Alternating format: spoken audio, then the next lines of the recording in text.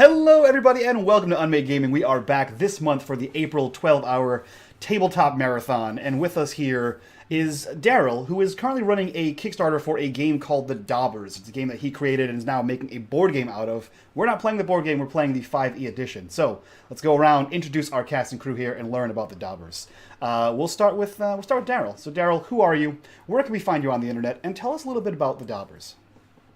All right. Thank you so much for having me. I'm really excited to be here. This is my first time on your channel, so that also is pretty awesome. And I am Daryl Jones. I am Splattered Ink on the internet just about everywhere. So, that's Twitch, Twitter, Instagram, Facebook, all those are Splattered Ink. And I am an illustrator, graphic designer, and artist in general. For the last 20 years, I've been working kind of behind the scenes in the gaming industry, doing design for companies like True Dungeon and Dwarven Forge.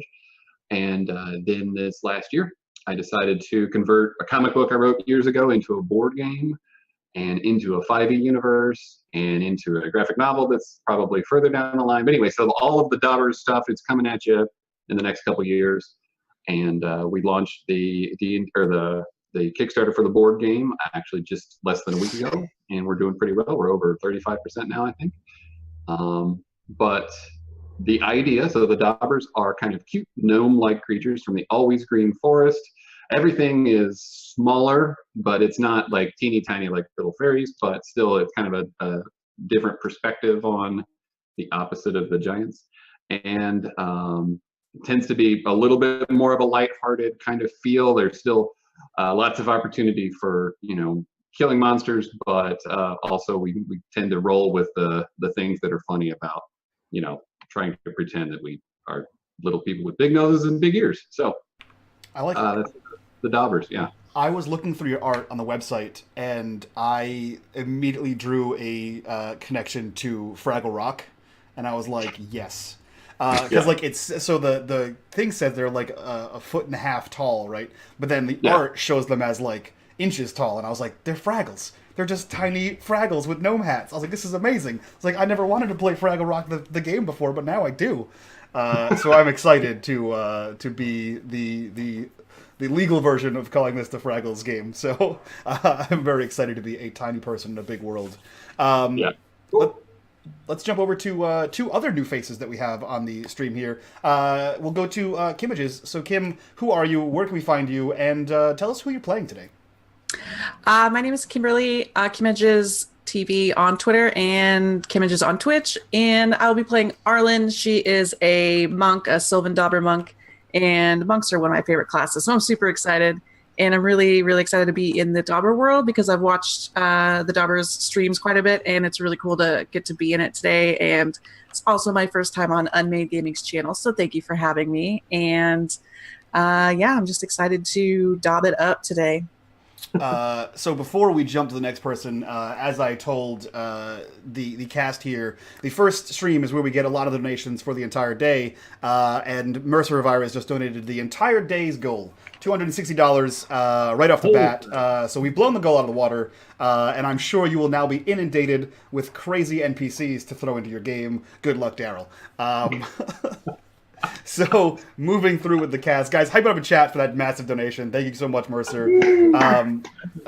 We'll jump right over to Jillian. We've seen you all over Twitter. We've seen you in the community. You're everywhere these days. So, who are you? Yeah, I know. Who are you? Where can we find you? And who are you playing today? So, my name is Jillian. On Twitter, I am known as G4GamingX. And on Twitch, I'm known as G4Gaming1. And today, I am playing Fiona, who is a Sylvan Dobber Ranger. Woohoo! I don't play many Rangers, so this is going to be quite an experience. Rangers are the best. It's going to be fun. I don't play Druids, so this is going to be an awesome time. And last but definitely least, you've seen him here occasionally. You avoid him entirely. Askren, who are you? Where can we find you? And who are you playing today, man? Mike says that sarcastically, but it's 100% true. I say it truthfully. My name is Askren. I'm the host and dungeon master over on a Twitch channel called Exploding Dice. It's a lot the people are a lot funnier than Mike is. So if you're looking for that, you can go check it out. No, we stream D&D. It's a lot of D&D and a lot of silliness over there. Daryl is actually the dungeon master for the Dobbers game. We have a weekly game every Wednesday where I play a rat rogue druid named Fern, and he's kind of senile and old, as well as some other awesome people are playing that.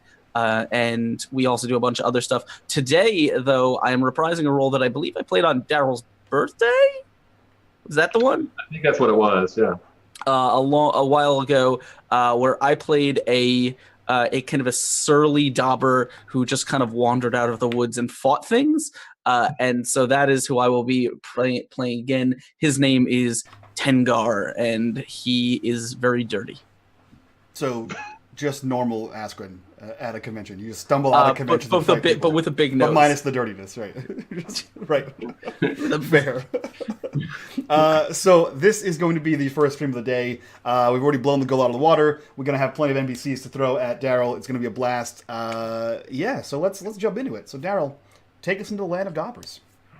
All right. Well, thanks again. So, yeah, I love how Askren's character has no backstory required. Like, it just doesn't even matter. He tends to hobble out of the woods at opportune moments. Right. So, yeah, so the idea here with where we're going to kind of set things up a little bit is the kingdom of Dobberton is kind of centralized in the Always Green Forest. In Dobberton proper, that's mostly just the common Dobbers. And they think they have a kind of utopia there. They think everything is just the way it should be. And they're probably a little bit prideful, and definitely a little bit judgy of people that aren't from Dobberton. So the three Sylvan Dobbers that are in our group are kind of wandering up along one of the rivers that goes south out of the Always Green Forest. They're coming from their kind of Sylvan territory, which is more of a jungle, swamp-esque area. And what they're doing is that their council of their little Sylvan pod has identified that there is something causing some animals to go crazy. And they've been following this river trying to find the source of it. They think these birds that are flying in that are kind of rabid and attacking things and killing off sheep and squirrels and stuff are coming from the north. So they're following that up through the north. And that is where we're going to pick things up. So as you're following let me see if I can do roll 20 things. You're following the river up north, and you walk until you come across this cool little stone fence. I'm gonna see if I can get this even centered in the right space here. We're right on the center of town here. All right, we got another donation already. So as you're following the path, you come along this stone fence. This is still like south of the forest proper, so you're not quite in an open field type area. You hear some voices on what you presume is the other side of the fence. You see a little bit of smoke, perhaps it's like a campfire, it's reminiscent of that kind of thing. And these voices are really unusual. You can't make out what they're saying. It's a different language, and it's this kind of gravelly, clicky sound to the syllables and things like that. Also, a good 60 feet or so closer to you than where you see the smoke coming up from behind the rocks, you see a Dobber fighter who's currently leaning against the wall. He also seems to have heard the voices and is listening. You got a warhammer, right, Askren? Yes, just a big. It's a giant rock that's kind of shaped, like a hammerhead that's stuck on a big old piece of wood. Yes, there you go. So he's leaning up against the stone fence with his warhammer kind of to his side, maybe not really ready to swing, but ready to have it at hand. And that's where we're going to pick it up. So you guys see that? Take it away. so my character, who I neglected to name, strolls up, and he's wearing like robes. You would guess they're kind of made out of like bark, and it looks like he was in a leaf pile and just stood up, and things clung to him. It's made of like leaves and bark. It looks dirty, and he's carrying like a gnarled stick, and he kind of leans heavy on it, despite that he looks relatively young. And he walks up towards this fence and sees this lone Dobber standing with his hammer, and he says, "Young man, what are you doing here? You just hanging out?" So you're approaching the Yeah. Tengar, kind of lean against the wall. Mm-hmm. Tengar doesn't respond. Are you? I'm elderly. I've had this encounter before. They were a stone gnome, I think they called it, and he jabs you with his stick. Hello. Oh my! You are a real Dobber. I wasn't sleeping. No sleeping. I thought you were a statue. What are you doing today? Well, there are these people on the other side of the fence, Uh-huh. and I was listening, and then I fell asleep. Oh, Oh, why are you wearing forest on your back? I like the forest. I am a forest friend. It's my thing. You know, I met someone who was like that. You don't have any mushrooms, do you?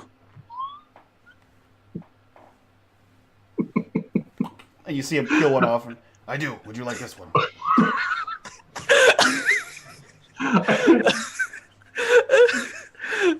He'll kind of take it from you. So they're making more of them now. Okay. No, like, just put it in his pocket. Use that in a good stew, I would say. Oh, are these yours too? The people? No, I don't own people. They're fine. Hello. That would be. Hello. He motions towards the other two. Yes, you're single. No, the other group of people on the other side. They're still far enough away. They haven't noticed you. You just kind of hear them talking, and there's some campground noises. Every now and then you hear kind of a noise and a something with the water, like they're splashing in the water a little bit. But, So have I looked at around this wall, and do I have any idea what's over there, or are we not at that point yet? well, I was leaving it to you guys to kind of decide where we were at. So if you would like to, yes, sounds good. You peek around the corner, you can kind of see over that direction, and these are really interesting looking critters. They kind of have a blend of like a lizard folk and goblin kind of look. More of a goblin sort of body structure, but with scales. The scales are sort of mottled in color, so some of them have a bit of kind of a red-orange appearance, and other has kind of a green. And they have some sort of contraption set up near the water. It's small, but you can't. Are they collecting the water? Are they putting something in the water? And then they also have that a camp. Tengar will kind of peek around and then peek back. He says, Yeah, I've seen this before. Goblizards. Stone wall. Oh. You were talking about the things beyond there. Yeah, no, are you a goblizard? No. Well, okay. No, it's just them. Arlen's meditating, and she's just like pops an eye open. How's it going? It was going wonderfully until this commotion behind us. Were you walking and meditating at the same time? I was sitting, but I guess we're walking now. Well, you were traveling this direction when you noticed Tengar on the fence. and he kind of like leans over. What's your story back there? Towards Fiona. Oh, me, yeah. I hunt things. Things that are bad. Things that are bad? Is that what you said? Yes, things that are bad. I hunt bad stuff. I hunt things too. Usually when I'm hungry, but occasionally other times. I don't. So, I'm gonna go say hi to these goblins. Does anyone want to come? I'll join you. I feel like when you say hi, you don't mean what you say. Well, I mean, no, I was just gonna go say hi. All right, then let's go say hi. Oh, I like to okay. make friends. I don't believe you. I think you say hi with your fists, and I don't. Tengar will kind of step around I guess the hole in the wall. They're just like on the other side of the hole at the river. Yeah, they're far. Like I said, they're far enough away. So from the hole, they're a good 60 feet or so away from Okay. that spot. Yeah. But, But hey, they're also kind of using the wall as a little bit of cover. hey, how's it going, goblin lizards? All right.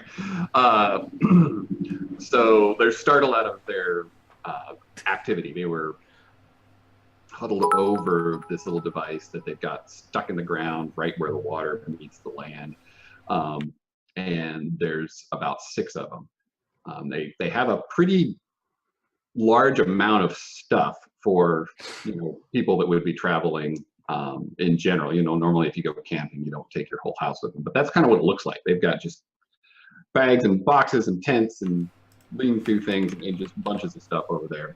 They look up and we look at each other real quick and kind of make some clicking noises. And 2 of them pull up some really kind of decrepit looking bow and arrows and just kind of hold them up and aim them toward you. Hey.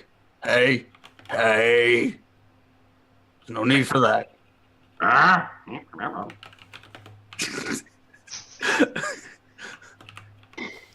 Does anyone here speak Goblin like that? lizard. Goblin lizard, yeah. No, I speak goblin. Occasionally I speak lizard, but the 2 combined confuses me ever so much. Hello! What are you doing? One steps forward. He's a little bit larger on his snout. The scales are actually kind of blue.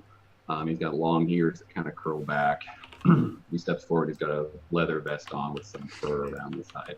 You also notice that along the river, there's a carcass of a sheep, and there's 2 big birds like eating it. And this is familiar to the ones that are coming from the south, because this is kind of what you're trying to figure out is going on. You've seen this happen before. The particularly weird thing about the carcass is that there's vines growing out of it also, which is not usually something that happens right after something dies. So the one steps forward, and he's got a big sword at his hip, and you can tell it's just kind of hooked on there with a little strap. It's not like a scabbard, because the blade itself looks like a big shard of bone. And he steps forward and, it's common, hard words. You stay back from us now. What are you doing? What happened here? Is that your sheep? It's a good question. Not mine. No, don't. Not sheep. We do our own business. You leave us alone. We don't kill you. I like that. I like to not be killed. Can I go look at the sheep? Yes. Oh. That was far easier than I expected. It's been nice meeting you. And he toddles over with his staff towards the sheep. Tengar will say, You're blue.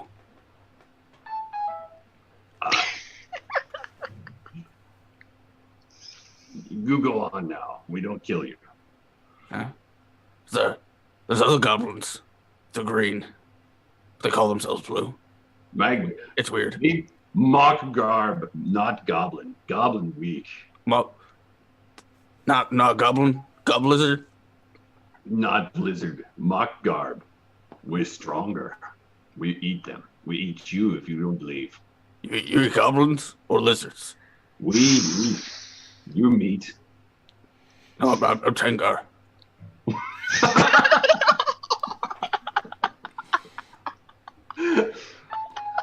Wow. Wow. Are you not at all concerned with what's happening over here? What, the sheep?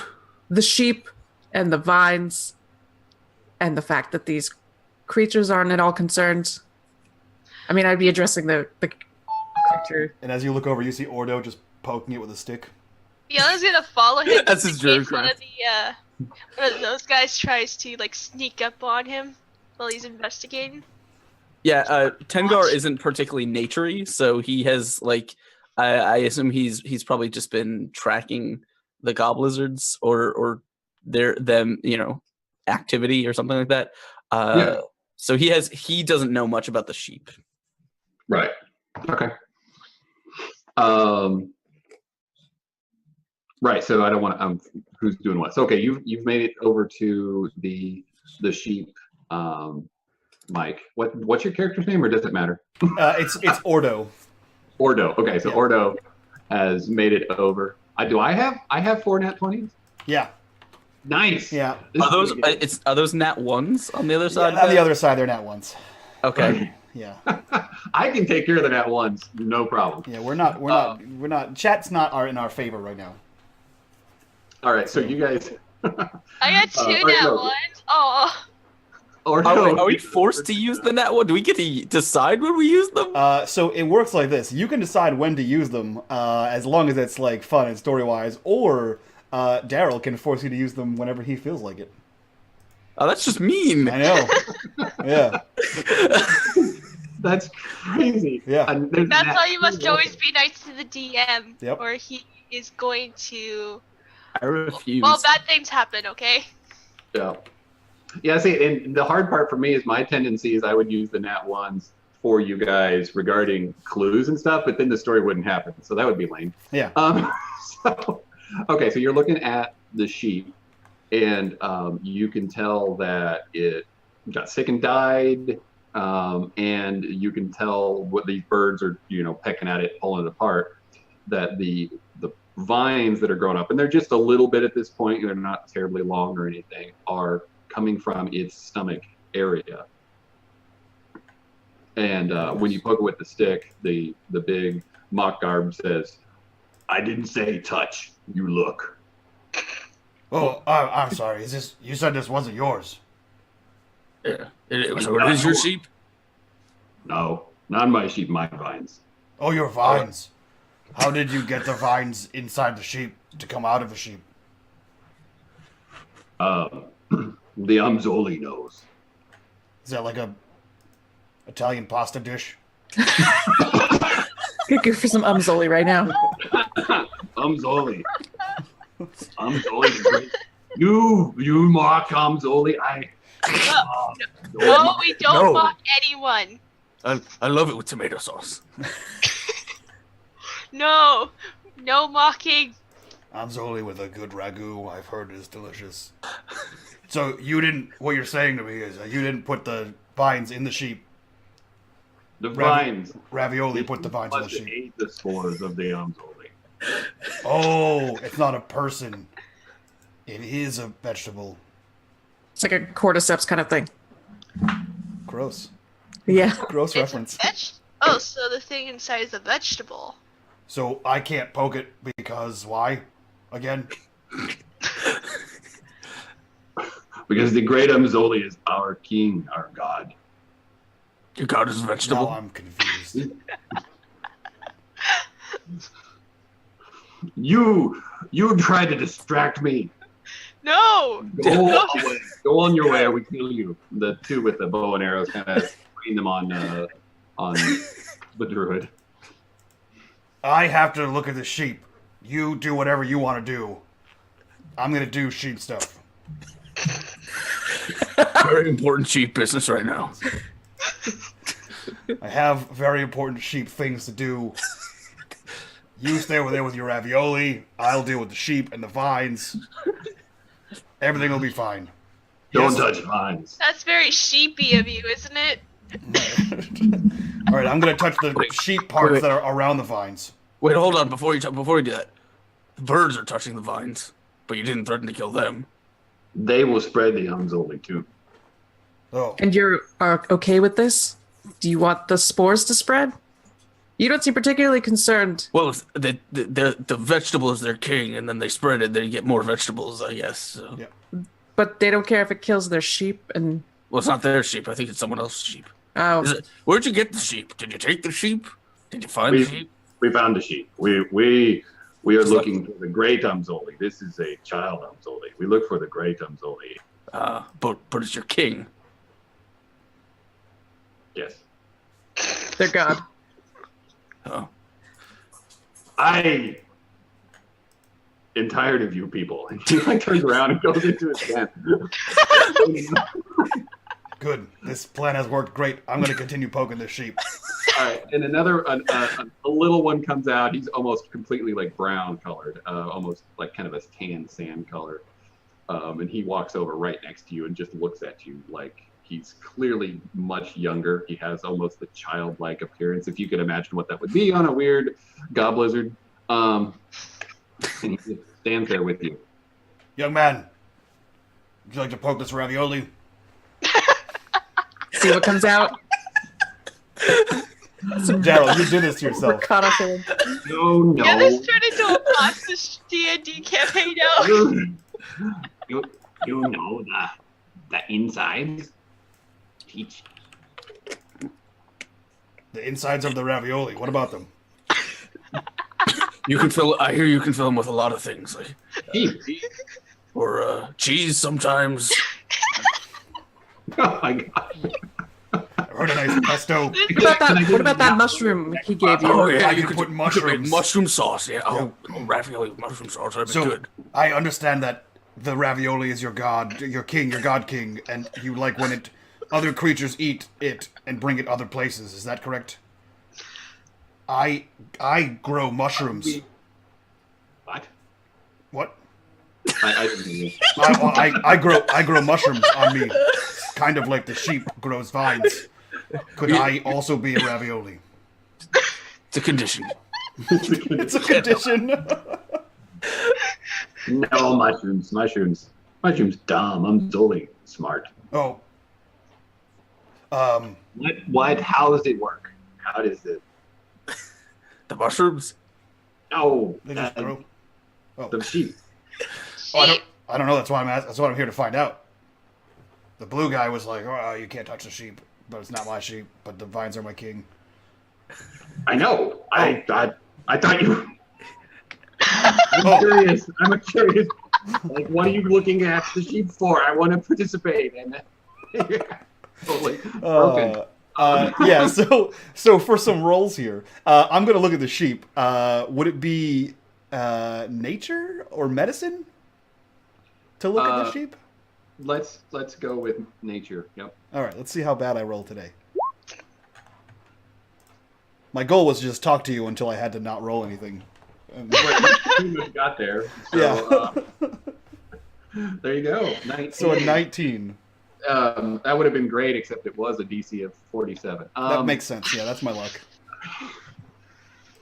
So, right, yeah, you can tell that whatever this sheep was eating, you can even see like tiny little microscopic seeds kind of around the stomach area where some of these vines are growing up from. Obviously, it grows really fast, so it probably drank it out of the water and then made it sick, and this led to this where we're at now. So, And you said the river flows in which direction? you guys were walking upstream, so you're walking towards the presumed where it's coming into the water. Okay. And this is basically the state of animals we found in this state of animal is why we're journeying, if I'm not mistaken. Correct. Yep. This is the first one you've seen where there's been the vine activity. Yep. Before now, you've not had an opportunity to examine a carcass. Okay. So he looks over to the young goblizard and says, just out of curiosity, how opposed to me or the surly one, and he points to Tendar, how opposed to you are you if we kill your king? Bad? Very bad. Yes. No. Okay. No, you can't kill king. Okay. He kills you though. Okay, then I have a recommendation. Go home. We must. I'm using the older one's voice. Now we go to the source so that we can collect them Zoli the Great. Oh, We should go to that source also. But then No, not you. Us. right. Yeah. Well, I tell you what. So I've seen a lot of animals back the other way that look kind of like this. Maybe you should go check those out. No, we collect them Zoli. Okay. well, Yes. there's some right here if you want to collect it. Yep, that's fine. I'm pretty full. I'm gonna go. You collect all the ravioli you'd like, and I'm gonna carry on. Is that okay? Fine ravioli harvest this season. Boy. It's the prime season to harvesting all the Amzoli Yeah, or it's ravioli, whatever. the heart of ravioli season. Yes. Alrighty. I'm just imagining just like this huge tree where raviolis are just in the branches. They grow in bushes. You shake it and they fall down. So It's just like an apple tree. Yeah. yeah. So Ordo, incredibly obviously, he says this, and he's like, "I'm gonna go now," and he like kind of looks at everyone and goes, We need to go. Let's and he starts to walk away. Hey, no. Wait, Wood. You go that way. No, I We already go that way. already We went. came that way. I already went that way. No, we go this way. You go that way. No, you have to Literally, collect the You ravioli. can't go towards the Entire great reason we're here is to find out what's happening. Yeah. So I have a solution here. Go I ahead. think. Do you wish to join our tribe and worship the great Umzoli and take over the world? I mean, do we actually get to? What happens after we take over the world? We feed our people to the Umzoli. Oh, Then I'm no. out. I'm out. Yeah. hard pass. It's gonna be a for sure no. On this one. Nope. As we feed him, Tempting. he Really, gains, really tempting, but I have to say. I don't want to be a sacrifice his to influence a grows, vegetable. and we get more power. Yeah. I feel like your business model is flawed. I don't care what you feel. You go away. Well, we are going away. We're gonna go this way. Yeah. We're gonna see what other evidence we can find of this spore. So you're welcome to try and stop us, but I think I'd like to find out Yeah. what's happening. I tell you what. And What if you guard the Amzoli here, and then we go scout ahead, and we'll report back to you what we find. Does that work? Do you worship Umzoli? We haven't decided yet. We want to try it out, see if it's I'm for pretty us. sure he said no. And he points at Zengar. What do you mean? No, we haven't met him. So. We're not with him. Yeah, so Yeah, we don't know him. I don't know me either. So. So he quickly turns towards the main part of the camp and starts making those clicking guttural noises. And everybody now focuses on you. The big guy rushes out and they draw weapons and I think you we should. go other way. This is ours. Tengar will kind of lean over to Ordo. He says, Hey, you're one of them leafy wizards, right? That's what I call myself. Yes. Can you do that thing where you put a thing between them and us? No. Oh, okay. I mostly focus on leaves. Can you put some leaves between them and us? Yes. Done. Anything else I can do for you? He like puts his hand down and like a flower grows out of the ground. Magic. The curious one like lowers his knife and I can make vines also. And he puts Do his hand that. on it like a vine comes out. Oh, they like the vines. Do- Yeah. No, they love that. Do that. Oh, wait, I have an idea. Oh, I'm the best. Wait. Don't use swords. Let me try something. I am a leaf wizard, as he said. And possibly a priest of ravioli. Hold on. And I'm going to make a dramatic scene where I like hold my hands up and just speak in nonsense. Actually, I'm going to speak in all of the languages I know, just like randomly out throughout. And I'm going to cast Speak with Plants to talk to the Amzoli. Okay. There you go. There's not even a goal for that, right? Yeah, it's just I imbue all the plants with sentience. They don't know that you're speaking to the plants, right? No, I say this. I am a conduit for the Amzoli. And I walk over and I begin speaking Amzoli. All right, so one of the vines like is kind of It's like and I'll mimic my hands little, to match the vines move. So yeah, it's paying attention to you, and they all like look at it like whoa, and they're still battle ready-ish, but they're definitely their guards slightly lowered now because they're watching the Amzoli Ling. Yeah, so We should start backing away while they're distracted. Just start heading where we're sacrifice the going. wizard. Yeah, so I'm going to be continuously to move the same way the vines do. Great and powerful Amzoli, where is the greater Amzoli? Where can it be found? How do plants speak? I don't know. I This is keep entirely having up to you. encountered this because of the other druid in the campaign. So you get an impression that there is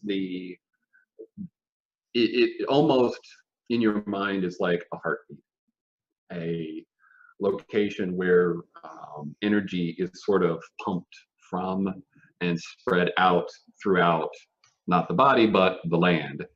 And this heartbeat is in a lake to the north. And Tengar would know it, but he can't speak plant, so you guys don't know where that is, but you can tell it's about a day north along the river that you are at. And you're muted. So as I continue to do this, eyes closed, speaking with the plants, I will like throw my hands up and open my eyes really wide and say, "The Amzoli has spoken to me. I am its conduit.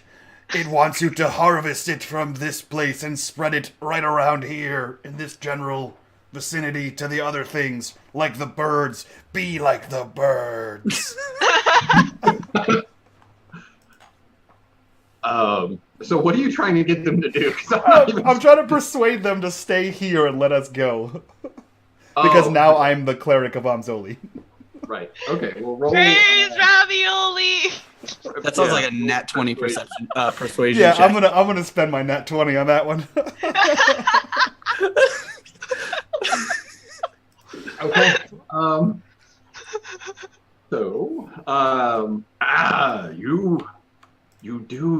You move like the little one. That you. I was wrong about you. We will not eat and kill you. Yes. Or kill and eat you. But Both good choices. Eat us alive, thank goodness for that. Right? Please kill me first. I will send Bragnock with you. He will help. And he points to the little one. Good. And you come back with the Amzoli pod and bring it here. Yes. It would be a pit, I think. I'm going to call it a pit. Sure. Okay. Yeah, you know, the meaty pit of a ravioli. Right. Obviously. I will make sure to find all the words that I don't want the game associated with, and make sure I don't have any words that sound like words. Thanks for Just keeping run them by me, and I'll This let you is know. beta testing for. Okay, take out Amzoli. Beta get that testing out. at its finest. Right, yeah. Yeah, fettuccine No. plant gone. Nope. Yeah. So. Fettuccine Alfredo. Yep. So he looks to everyone and says, "Well, now that I am an ordained minister of ravioli, we should continue. I think." I agree. Let us go. Good. For ravioli. Yes, bring Umzoli to us. We know you are strong in Umzoli. Before we go, I know this anzoli is like your favorite dish, but they make this really good stuff in Oak Den. It's called a fettuccine. You might like it better. I'm just saying. Plants. We don't eat Umzoli. We don't. No. He's new to this. He has a lot to learn. There's a lot to learn. He's a recent convert to the faith of Amzoli. We're still training him. It's fine. He'll get there. But we get hats, right? Right, funny hats. Oh, man. We're gonna go. We're gonna go. I think we're gonna go now. I think we move on, Daryl. You guys have fun. So as we head north, Ordo will tell everyone it's by a lake. A lake. I know where a lake is. Good. Let's go that way then. Okay. There's a lake to the north, and there's like a hill with some trees on it to the east. Tree Hill, yes. Yeah, you want to go there? Okay. Okay, to the tree hill. All right. Tree Hill. There you go. Very, very good. So you guys move along the river. It makes kind of a slow curve around, going from north to a little bit more west. And like I said, you travel for about a day. You do see some more evidence of animals that have died, gotten sick and died. You're not seeing another one of the ones with vines growing out of them, but the birds that are then feeding on some of these dead animals, like there's a rabbit you see and things like that, are really aggressive. Not in a way that we need to like roll to attack or anything, but because you can fight them off, but they're still disturbingly aggressive. And that's some of the things you see. As you're traveling through this part, you're still in the general field part of the world. And it's starting to get dark. Like I said, about a day's walk away. You do see the forest, in the distance. That is the Dobbers and Always Green Forest. So, anything you guys want to do as you walk, or? It's just getting dark, right? Like it's not like a time to set up a camp or something, right? Correct. Yeah, you've got time. Yeah. I mean, as long as Tendar knows where we're going. These are outside my normal woods. Yeah, and based on your description, Tengar, you're going to assume it's Lakewood, because that's the biggest lake in the area where he described kind of this sense that the origin was coming from. And that is in Dobberton itself. You also know that you've got a bunch of Sylvan Dobbers with you, and you yourself are a little bit on the scruffy side of proper. So when you get to River Pass, which is one of the little out suburbs, kind of right at the border there, you're going to have to decide how you approach the situation. You know what I mean? Are you just going to walk in, or that kind of thing is crossing your mind? Are you going to sneak past, walk in? Oh, at the town of River Pass? Yeah. Would Tengar have had a reason to be there at all, or is he just kind of like, what's the town like? This whole part, this kind of southeast corner of Dobberton, is kind of the most affluent area from the East Watch down to Swan Hill. That's where the trade is the best, the crops are the best, everything like that. So when you're going in there, it's going to be the most stuck up version of Dobberton there is. So you're going to stick out like a sore thumb. Hey, Dirtman. Yes. We're going into a proper town. Do you have any like Sunday clothes? No, I wear these clothes every day. Oh, okay. Also, I don't think this town will appreciate the Goblizard. Wait, do we have a goblizard? Yes. Yeah, right. Yeah, He's right here. Bragnar or Bragnak. Right. I'm just probably like near him, just trying to keep an eye on him, just to make sure that he doesn't try anything. Okay. So here's the thing. They're probably gonna kick us out because we're. I mean, these two are fine, but you're kind of dirty. Yes. I'm too handsome for there to be there. Goblizard is, I mean, scaly. I would agree. The Goblizard is scaly. Yeah. Do we have to go through the town? I mean, we can go around it, I guess. I don't need anything. I vote to go around. See? The problem is, I mean, it's kind of dense forest. It's gonna be really annoying to trek through. Arlen, you like the forest, right? It's fine. Fiona, you're a fan of the forest as well? It serves its purpose for me, yes. Spent a lot of time there. See? I hunt bad stuff in the forest. Great. I'm fine. Yeah, Fiona's well equipped to handle it. I won't tire if we take the long way. That's fine. Perfect. I am also well equipped for the forest, as you can see. And he holds up his tree cape. just like leans back into a bush. Yeah, he does the Homer Simpson into trees. That's exactly what I pictured when you started describing it. I was like, he becomes foliage. Yeah. Yeah. Cool. All right, so Ragnarok, are you okay with forests? who was talking to who? Ragnar. Bragnak. Yeah. That's what I said. Right. Yes. Yes. Forest. Forest is where we hunt too. Good. Then forest it is, I think. Yeah. So if Fiona can roll a perception check, you said you were keeping your eye on Bragnak. Yeah, me. So, Yeah. you want me to roll perception? Okay. I'm just gonna make sure. Yep.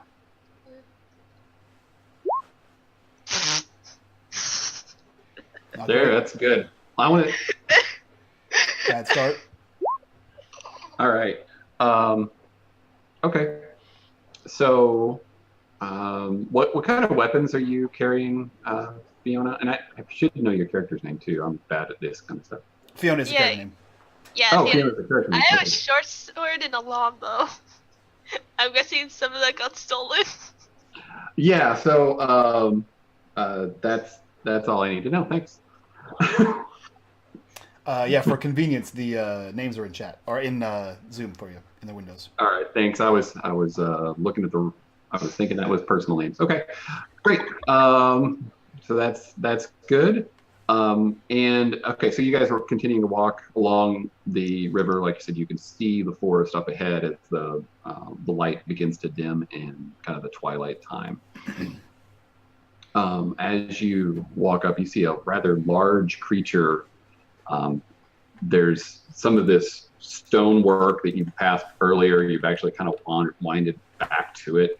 It was this long fence, and you see a large shadowy creature down partially in the water, partially behind some of these rocks and boulders where it gets into the water, fairly close up towards within a couple hundred yards of the actual forest edge. But you're walking toward it, so you can't tell what it's doing. Do we see what kind of shape it is? Is this just like a mass of a creature?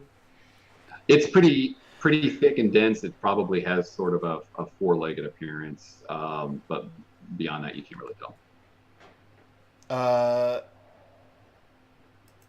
Yeah, so Ordo kind of takes a step back, being an elderly man with a walking stick only, and he looks and says, "There's something in the darkness over there." I can't see it. It's too dark. It's fair. Helicopter. Whatever it is, just failed to do something. It did. It's very preoccupied with this. I'm going to count that as my nat one. Unless that's a nat one I'm supposed to give to somebody. Nah, you could count it. Yeah. You hear a little bit of a almost kind of a growling. It reminds you of what the sounds a dog makes when it's eating something it's found. I thought you were going to say sheep at first, and I was like, what sheep have you found that growl at you? I've heard this before. I think it's a wolf. There was one I Growling found. like a sheep. I found one once. It had 2 heads. I don't know. This one doesn't sound like it has 2 heads, but It's not as big as that one. That one that had 2 heads was massive. This is more of a regular wolf size. yeah. I go and try to take my bow, but I'm just like, what? Okay, so yeah, you got a bow. Oh, okay, good. Yep. Okay, I got my bow. No, Thank God. you have no arrows. What? You have no arrows. Yeah. Where did my arrows go? You have to use your bow as a melee weapon now. Did you leave him back at camp? I didn't see you have any No! arrows. Have you just never had arrows? No, I had arrows on me. I keep them on me at all times. Are you sure? I am very sure, Odo. Do you even have a quiver? Yeah, she's got a quiver. I have a quiver. Sometimes I forget things as well. I remembered this morning I put 20 arrows in my quiver. That's Where did they excessive. go? Did you need to kill 20 things? That sounds like a lot of arrows. I bet Ringtail has them. He kind of scoots back. I glare at him because I think he had something to do with this, but I can't prove it. She's holding a bunch of arrows. Like Raymond, did you bring your own arrows on this adventure? Yes, these are mine. And he's also got a bow, and he's got a quiver that is full of 2 different types of arrows, and it's too full. Like, Yeah, see. Can I try and take one? Just like stealthily take one? Just so I can give it to Fiona? stealthily require the roll. Okay.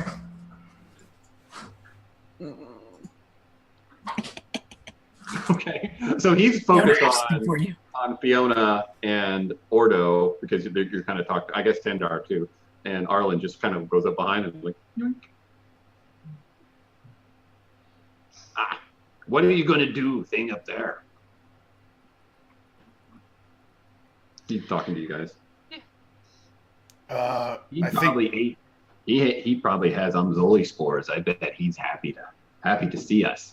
Oh, the wolf?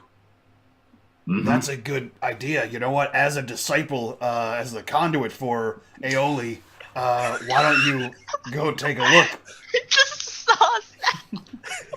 Oh, we talking like a buffalo aioli or Yeah, like a Chipotle We Aioli. moved from pasta to sauce. Chipotle. Why don't you go take a look? Why don't you investigate the happiness of the creature and ensure that it's going to spread the Aeoli spores across the bread land? Yeah. No, I know common, and you're trying to trick me. You should do it in Goblin or something. You're right. I was trying to trick you. It was a test of faith. Your faith in the Aeoli, and you have proved unworthy. That's okay. You'll be judged and fed to it. That's fine. It would be great honor to be fed to the Amdol. Oh, right. I take it back then. You will not be fed. Your punishment is you will not be sacrificed. Yep. Thank you. Thank you. I'm elderly.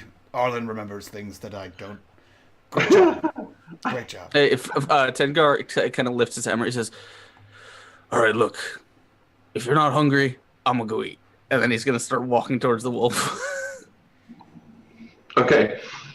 Yeah. Fiona is trying her very hardest not to kill him for stealing her arrows. That would be up to you. Yeah. So you walk towards it. Everybody else is just sort of standing there like, oh, he's leaving. Unless you guys specifically say you do something else. And the wolf eventually notices it was obviously so focused on what it was doing. That, Can he just like tap it on the shoulder? yeah, it's practically have to tap it on the shoulder. But yeah, it has got a pretty large fish that was kind of, there must have been like a little bit of a nest, kind of where some rocks had made a little indentation in the water. And it's just eating this fish and going nuts. But when you do get like, however close you want to say you get, it looks up and How close can I get to it? you can get like close enough that you can see what it's eating. So if you want to get within 10 feet, within 5 feet, before it really focuses on you, that's fine. Yeah, sure. He'll Didn't you tap it on the shoulder? So you probably be pretty close. he'll go right up to it, and like he'll probably have his hammer on his shoulder and be like, Hey, how you doing? So it does. It looks up and growls, and it's got like fish guts kind of hanging out of its mouth, and it just immediately attacks. So roll initiative. okay. Yeah. Where's my character sheet? We don't really need character sheets, do we? No, I don't. I'll just throw dice. I have some nat ones to use. Oh my goodness. It'll be fine. Do we need to click on tokens? No. No. Okay, it gave me a little. You couldn't do that error, so. Oh. I failed. It's all right. I have a lot of hit points. Don't worry about it. All right. So yeah, we are all theater of the mind, sort of, mostly. But yeah, so Arlen and Fiona are definitely first, but you guys, like I said, didn't walk up to it, so you're not within melee range.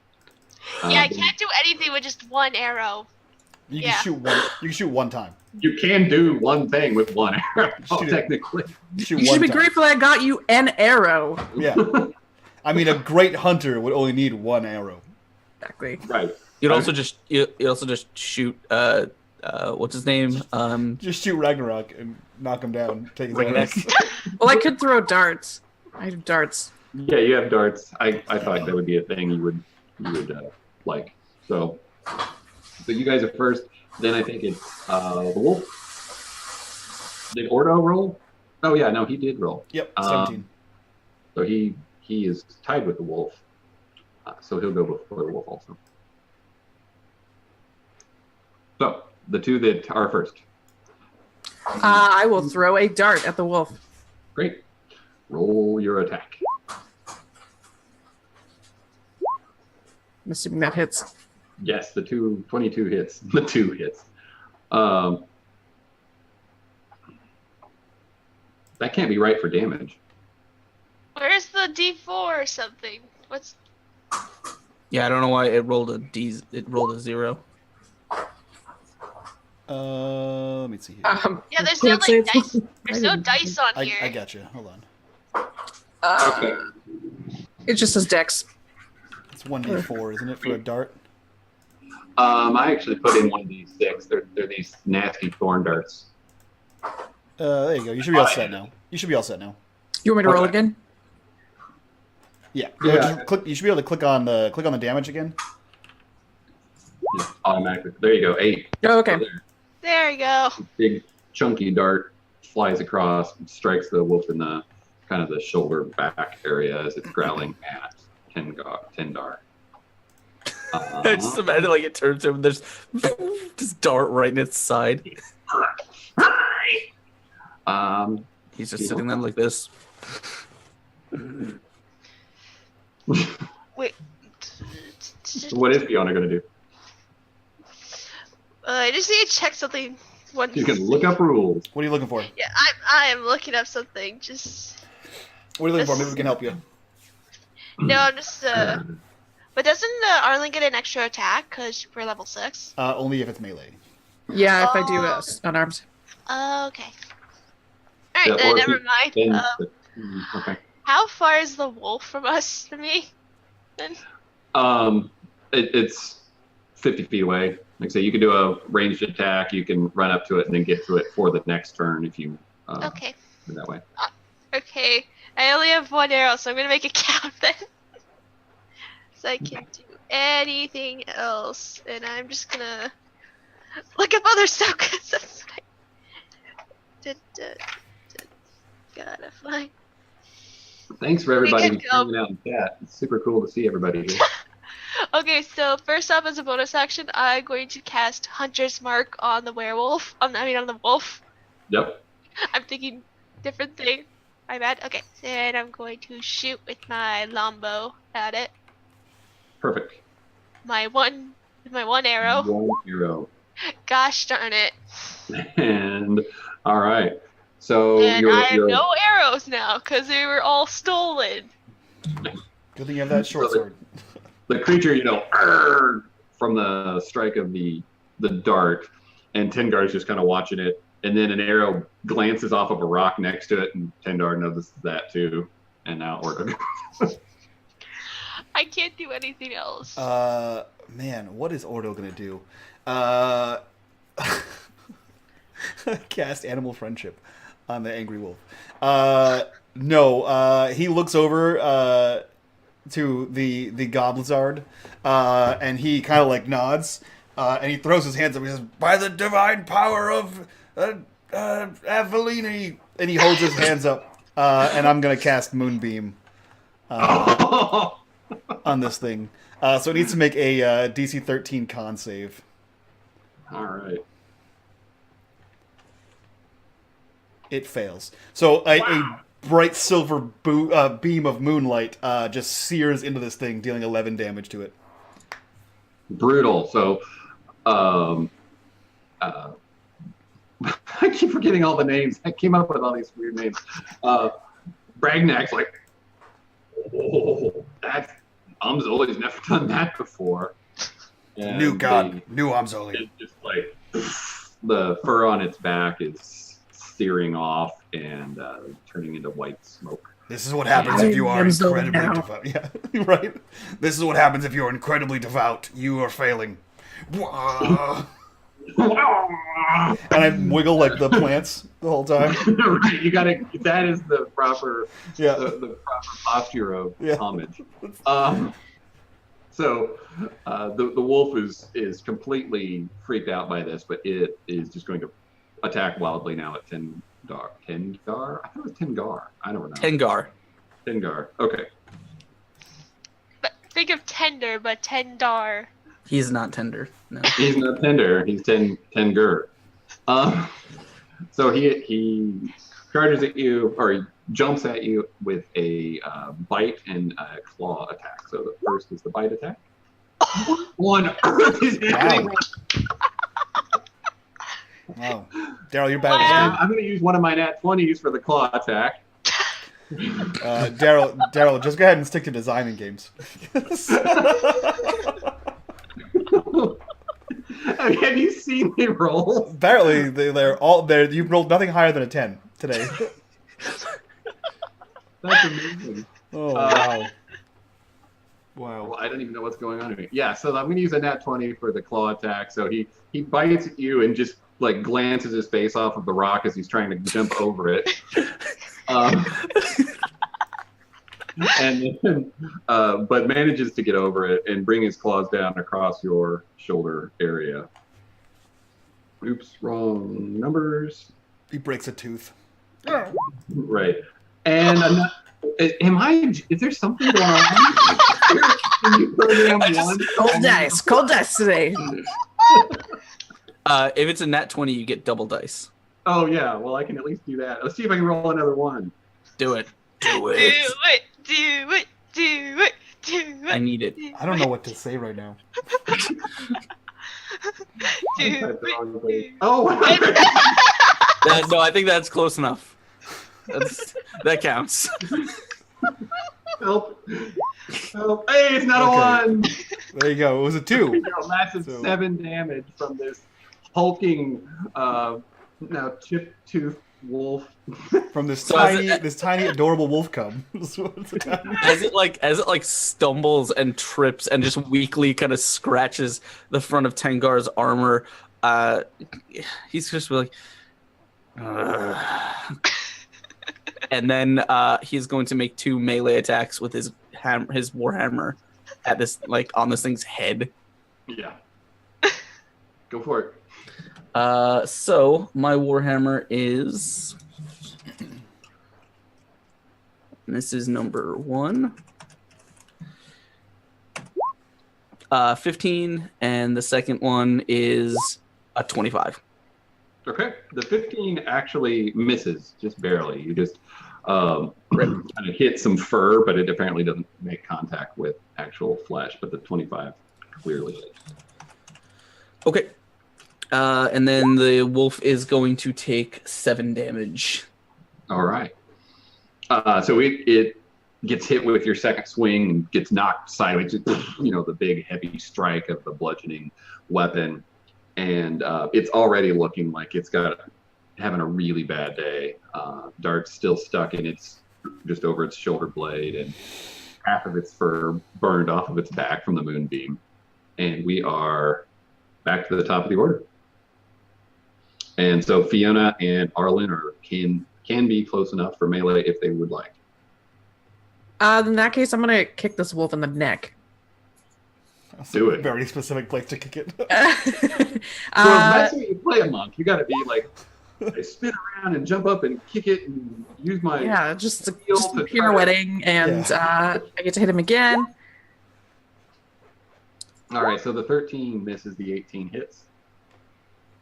And see, that's not the right damage either, I don't think. There's no 1d4 for unarmed? Yeah. Not when you're 6th level. It's a 1d6, I think. Yep. Okay.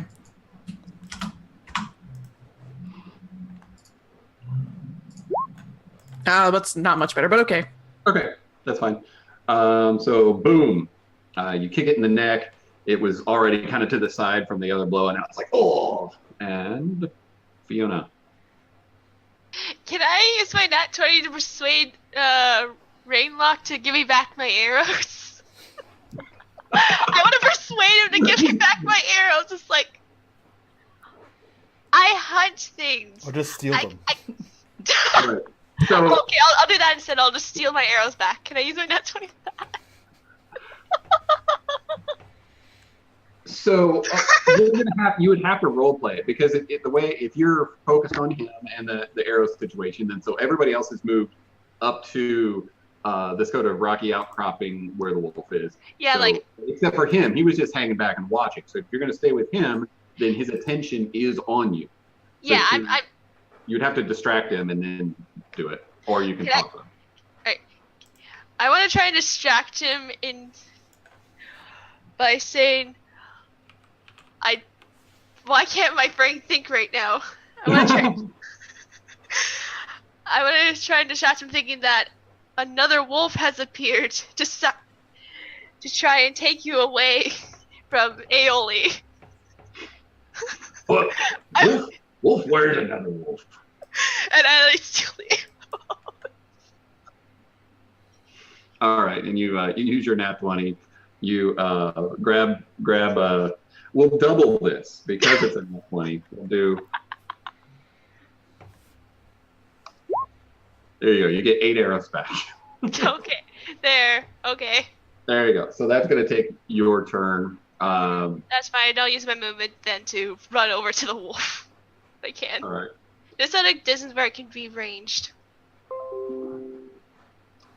And he is going to roll perception. Hey, I didn't roll a 1 that time. Hey. So you grab the 8 arrows, and then you take off towards the wolf, and he notices, like, oh, curse you. And You stole my arrows first, and I just keep running. so you're running, and he's now getting ready to but it's not his turn. And since everyone else has revealed their pets on the stream, I have to show you mine. This is the best I got. Anyway, It's the best pet I've seen so far. it's a good pet. It just doesn't move. Even better. Is it pet rock? It doesn't have a litter box either. So, Ordo. I believe I'd channel this super sexy moonbeam forever and ever. Still goes, right? Yeah, it is concentration. If a creature enters the spell for the first time or on their turn starts there, they are engulfed in ghostly white flames. So I will do nothing. Doesn't it like dissipate? If the damage is a different amount on subsequent turns or something like that? No, it's nope, the same damage. Yeah, it's the same damage every time. Okay. So what I'll do is I will cast Druidcraft around me as I'm channeling and wiggling, and the moonbeam persists, and then just plants begin to grow. Actually, vines begin to grow out at my feet as I look to Ragnak, and I'm like, and then the vines start to creep up. as I continue to be the priest of Avioli. Right. So that's really effective because he was ready to attack Fiona after she stole back her arrows. And actually, they're not all your arrows. You just grab 8 arrows. Some of them are his, some of them are yours. And he sees you do that, and he's like, maybe not. And maybe Ragnar think better of it.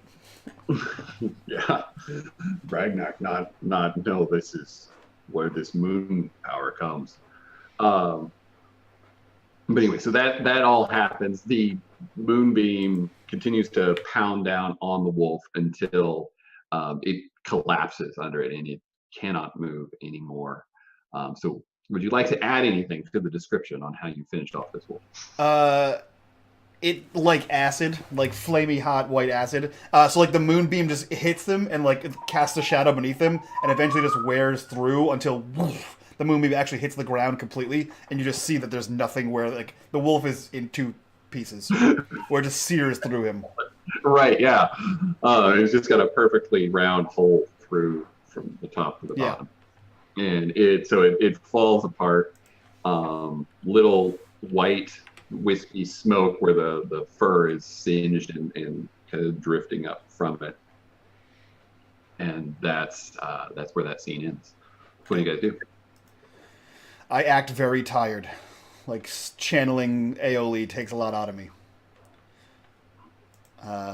That's it. He like bends down on his staff. Ugh, this was an intense combat between us and someone who would do Avoli harm. Alveoli. Raviolis. Unholy. I'm Zoli. Anzoli. That's what I said. Excuse me, I am the priest of Anzoli. I'll call it whatever I like. You saw my powers. You forgiven don't know the good language. Thank you. You don't speak good. How You're correct. you burn him? How you do that? By the power of Anzoli. Yeah, but where did it come from? Only the true chosen of Anzoli would understand. You're not truly chosen. Anzoli comes from the earth, or comes from the sky. The earth is all around us. Sometimes even above us. You wise. You must be wise. Is there a flying spaghetti monster as well? Yeah. We're gonna have to fight at some point. Tenko would say, some people would say that the sky is just more Earth. I think that's what he was saying. Yes. Yeah. All right. Some people say the earth is flat. You say some people say it's not? Some people say it's not. Who is to tell? Okay. Maybe Anzoli will know. So, Also, can I have my arrows back, please, since you have stolen them? I borrowed them. Did you shoot any of them? I'll keep them. They need a good home. I had 20 arrows, and your quiver is full of them. Yeah, but you have 8 now. Well, I have 8 now because I took them from him. Well, that was Hey. Yeah, I know. I saw Wait, you took his arrows? Because he stole mine. no one saw him steal yours. I think that's more evident because his quiver was way too full. Look, I believe you, but I don't know if that would hold up in a court of law. I'm just saying. Right. He's got now at this time like 15 arrows that have like a kind of a white shaft, from a lighter colored wood like maple or something, and then he's got another 12 that have like this black sort of lacquered look, and then you've got, I don't know, four of each basically. So what are you guys gonna do? Oh, right. So at this time you see at the tree line past the rocks where you guys are at, where the water kind of goes through, you see a large bridge. You see small structures that are kind of hidden within the tree, so you know that you're close to a town. There's little lights. It has gotten to be nearly full dark now, just close to it as time has passed during this little combat. A light emerges from the edge of the trees. Clearly, it's some sort of a lantern, so someone's walking out from that area. Yeah, Ordo looks to Ragnak and says, "You should probably hide. Other people might try to kill you." Okay. He crawls or walks, whatever he does, his type of movement over to the rocks there next to the water and just kind of hunkers down. You're actually surprised how well his scales become somewhat hard to detect when he stops moving. And then Ordo makes a series of old man noises and slowly lowers himself down to a squatting position and sits. They're unnecessary noises. They have nothing to do with... You all right? Yeah, I'm old. This just happens. You'll get there. And he just sits down. He's holding. I don't want to get there. He's holding Maybe his if you stick. stretched once in a while. Listen, it's required. young person, you can stretch on your own time. I'm gonna sit.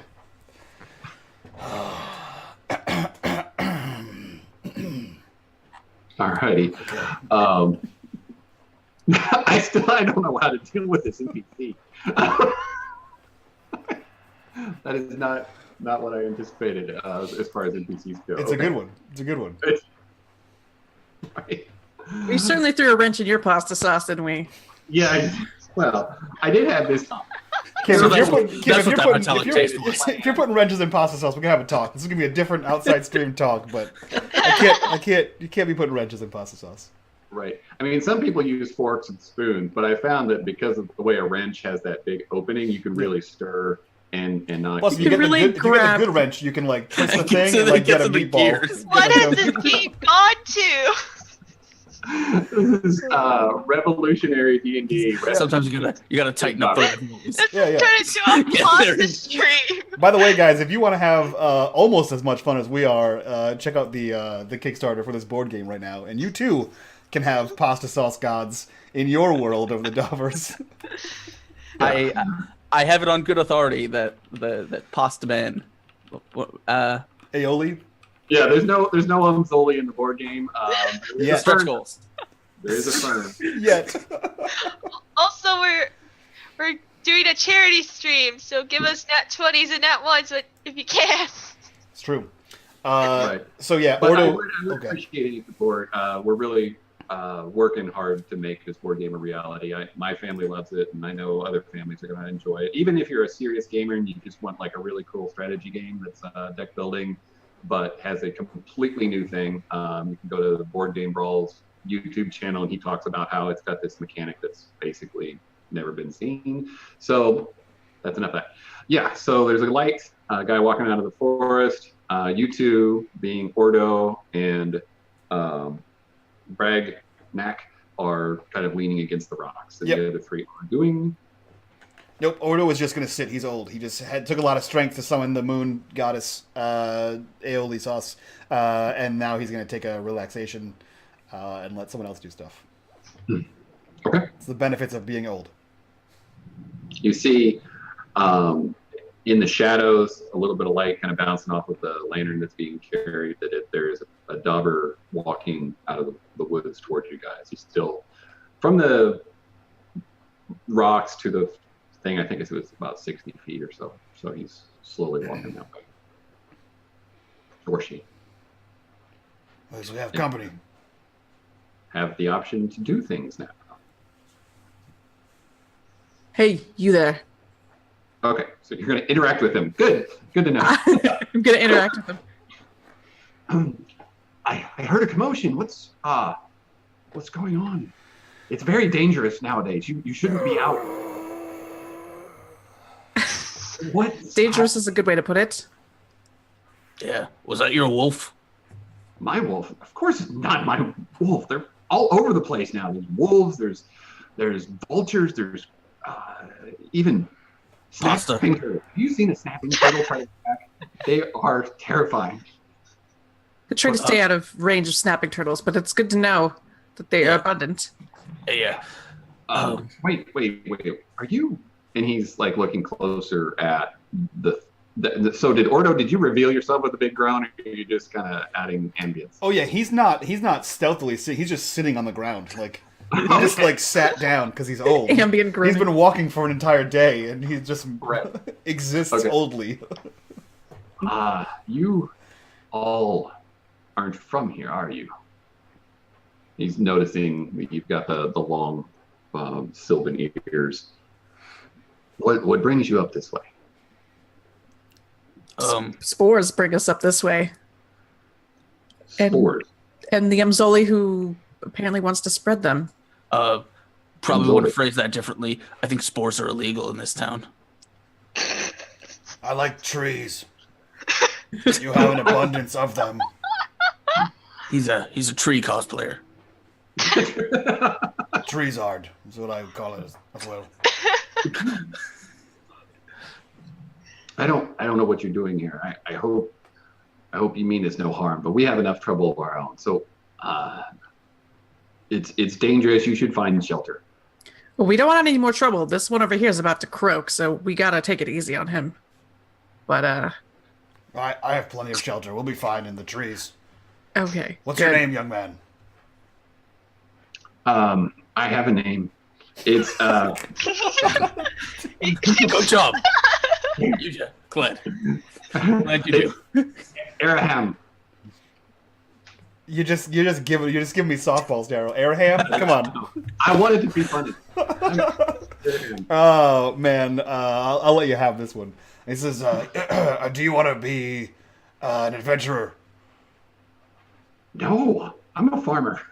Oh, that sounds incredibly tedious. I'm an old man who lives in the trees. Doesn't that sound exciting? Well, that's what my dad is too. An old man who lives in the trees? Yes, I mean all of Dobberton is in the trees. I'm here. You make a good point. Oh, we have grapevines along the edge of the forest here, and we're trying just to live our lives, but the animals around have been crazy, and apparently Lakewood is going. Everyone's leaving. They're scared of the creatures, the fish. Everything's attacking, and You're being attacked by fish. huh? Does sound You're being attacked by fish? That does sound pretty fishy. It came out a little bit too. I'm sorry. Look, I feel like if you're being attacked by fish, you probably just get out of the water, right? Well, I'm not being attacked by fish. It's the fishermen. Oh, What are they doing in the water? That seems like it would scare away the fish, I would think. so I guess you could say that. It's just a story. They were talking about it over at downtown. That some old man was saying that he was fishing like he does every day, and this thing splashed up out of the water and grabbed his boat and pulled it down, and it was gone.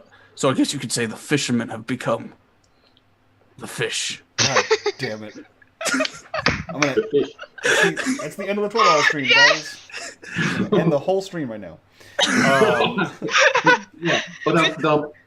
Fade to black. Still have another 11 hours. Nope. not anymore. Someone in the background just screams, "Yeah!" Wow, it's a guitar wails. We did meet the goal, so Yeah, I know, right? I'm done. I'm after that joke. Young Don't man. invite me to things. Yeah, I know, right? Young man, what if I tell you that one of these fine people is traveling to the source of the angry animals or something, and we're gonna do something about it? well, that's. Oh, I think that's good news. Oh, good. That's what I was hoping it was. Do you want to come? Can you help us? Do you know when this started, where they're coming from? Have you seen them, from a source? We don't know what's causing any of it. Just the Lakewood, it appears to be the strongest concentration of kind of these rabid animals. Is Lakewood where we're headed, or is that Yeah. where we are? Okay. That's where you're headed. Yeah, you're at the edge, so it's just a little further into the forest, kind of the next town over. Have you heard of any rumors of incredibly powerful monsters, animals rather? But just the thing that drug the boat down was pretty terrifying. If that's real. Okay. What about on land, or in the air, like hair? I mean, no, just things like the wolf. I'm going to say he was close enough to kind of know what was going on with that. The wolf, and then there's been the birds. They've attacked people. It's kind of ridiculous. I've never seen someone just minding their own business, walking down the street, and a bird come down and try to peck their face off. But yeah, that's the kind of thing that's going on. Okay. Well, so you're a farmer and you protect the crops. Let's say the people of the town over there are like your crops and you need to protect them. Can you do that? Like a shepherd, but with people. Exactly. I hear what you're saying, but I don't think I know what you're asking me to do. I'm asking you because you can't be an adventurer, because you're a farmer, go back to town and defend the town from monsters in any way you can. I'm not allowed. My mom doesn't want me to be mixed up with fighting. How old are you, young man? How old are you? He's old enough to have some responsibilities, but he's not a full adult. Young man, it's dark out. You should be going to bed. When I was a young man, my mother told me when the street lanterns come on, that's when you need to be home, and it's far past that time for you. If you can't wield a sword, you need to be inside by the time the lanterns come on. Okay.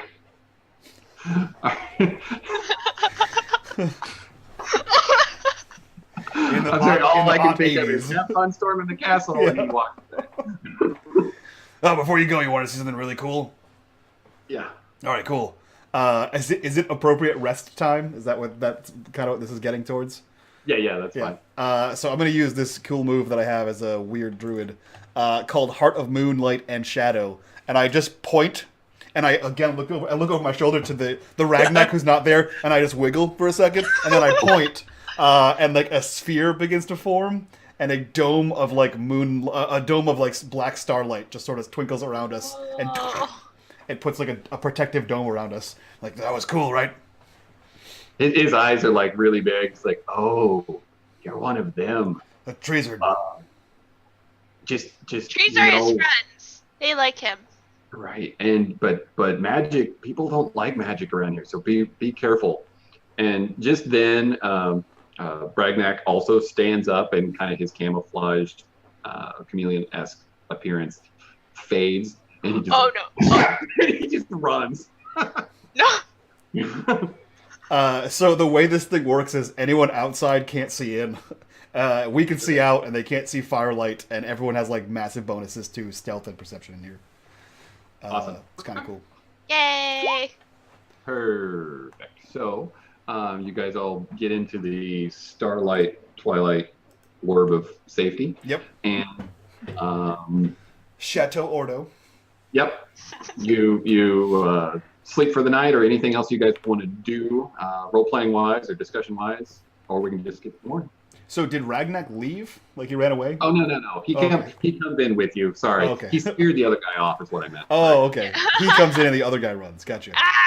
Yeah. Right. It's like, there's a... Are we taking a long rest or? Yeah. Okay. Tengar will go over to Ordo at some time in when everyone's going to sleep, and he says, Hey, I have an idea. You want to do something? Funny? Okay. All right. See the gob lizard? Yep. When he's asleep, make a bunch of vines grow all around him. Oh, I can absolutely do that. Yeah. Yeah, that'd be really funny. Yeah. That would be funny. Is he so? Does he fall asleep first?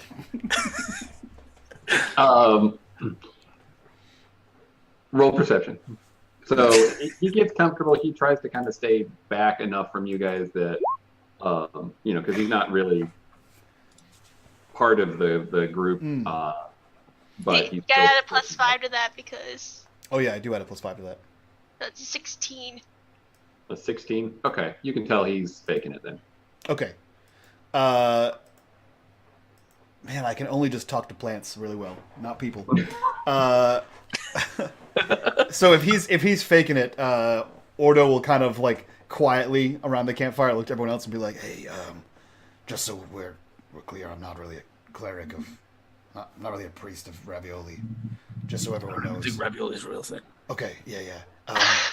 But we're gonna have to do something about that. The killing animals and making everyone crazy thing, right? Definitely. Okay. And I also want my arrows back. You stole them. You should work on that. What about... You have a real. It's a lot harder to see you in here. Yeah. So No, it's a lot for everyone outside. We can see each other just fine. It's pretty much normal for us. You're all just talking to each other's shadow. Yeah. Does anyone have any plans for what to do with the whole Blizzard situation? I can hit him. I could also hit him, I'm not opposed to this. but I think we should wait and see if he causes any trouble I first. can stealthily hit him. Okay. I'm not opposed to that either. Good. I think we could collectively hit him. You have no We idea. just gang up on him and let him dig. Like as a unit. Yeah. Yeah. I'm gonna tell you what. I'm gonna lay down, and then I'm gonna close my eyes, and then whatever happens while I'm asleep, that's what happens, guys. And when the morning comes, we'll go from there. Plausible deniability. Yeah.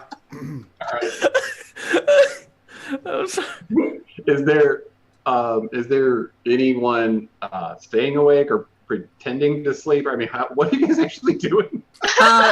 Arlen's gonna stay awake. She's gonna meditate, but she's gonna be vigilant. Okay.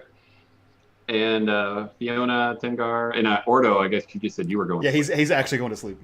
Okay. Tengar will probably take a little bit of a watch, just listening for animals and stuff. He's used to traveling in the woods, so he knows, he knows when he can get a little bit of sleep and when he has to be vigilant. Perfect. Yeah. Yeah, and Fiona's gonna do the same. Okay. She knows the Alright. forest well too. She's a hunter. Yeah. Cool. So would you say then, Arlen, you are going to definitely be awake after they finally determine that it's time to get some shut-eye? Images. Arlen? Sorry, what? So would you say you stay awake longest then? Because you're just Yeah. going to meditate through the night, basically? Mhm. Okay. All right. He has no idea what that is, what meditating is. He thinks you're just sleeping while sitting up. Pretty much, yeah, that's accurate. Yeah, but basically once Tengar and Fiona appear to be asleep to him, you don't even have to roll perception, but you see his eyes open up, and he gets up and starts stealthily. He's doing a good job of it. You wouldn't know he was moving at all if you weren't vaguely awake. And he's starting to move around the camp dome thing.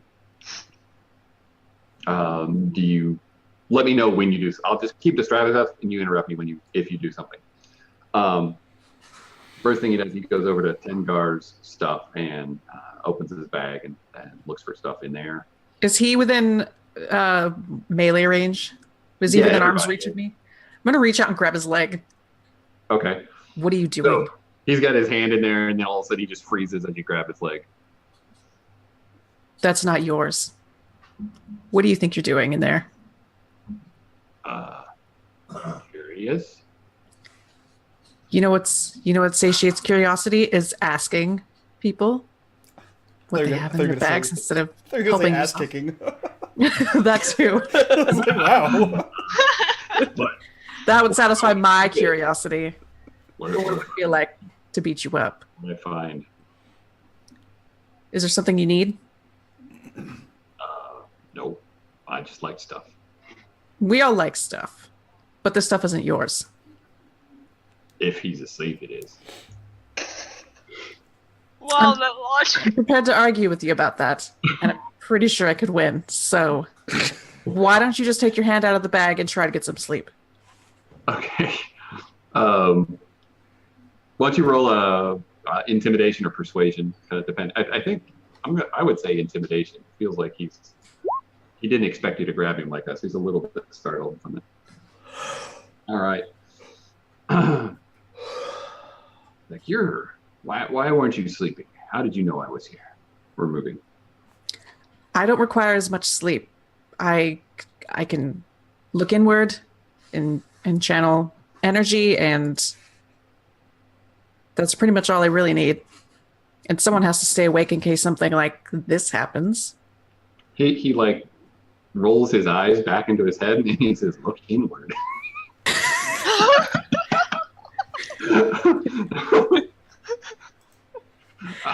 I don't see anything. Well, you wouldn't, but I can, and I don't have to physically move my eye. That was gross, by the way. I don't know how you did that, but it's just different. Fine. I practiced a lot at my monastery, and it's not something everyone can do. Okay, so he goes back over to where his little pile of stuff was and kind of curls around like a lizard might with his tail and lays down. You can tell, though, he's not really sleeping again. At this, Arlen's just going to sit with her arms crossed and watch him. Okay. Sounds good. So that goes on all night because he thinks he's going to have an opportunity, but never does.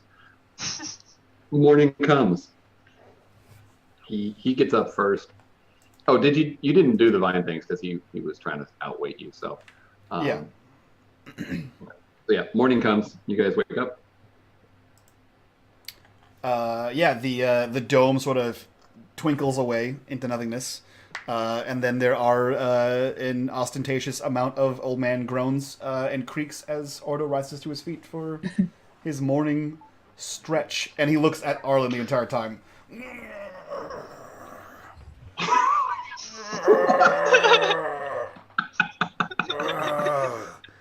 Still, Why does he look at Arlen the whole time? because she told him that he wouldn't make as many noises if he stretched, so now he's making even more and stretching.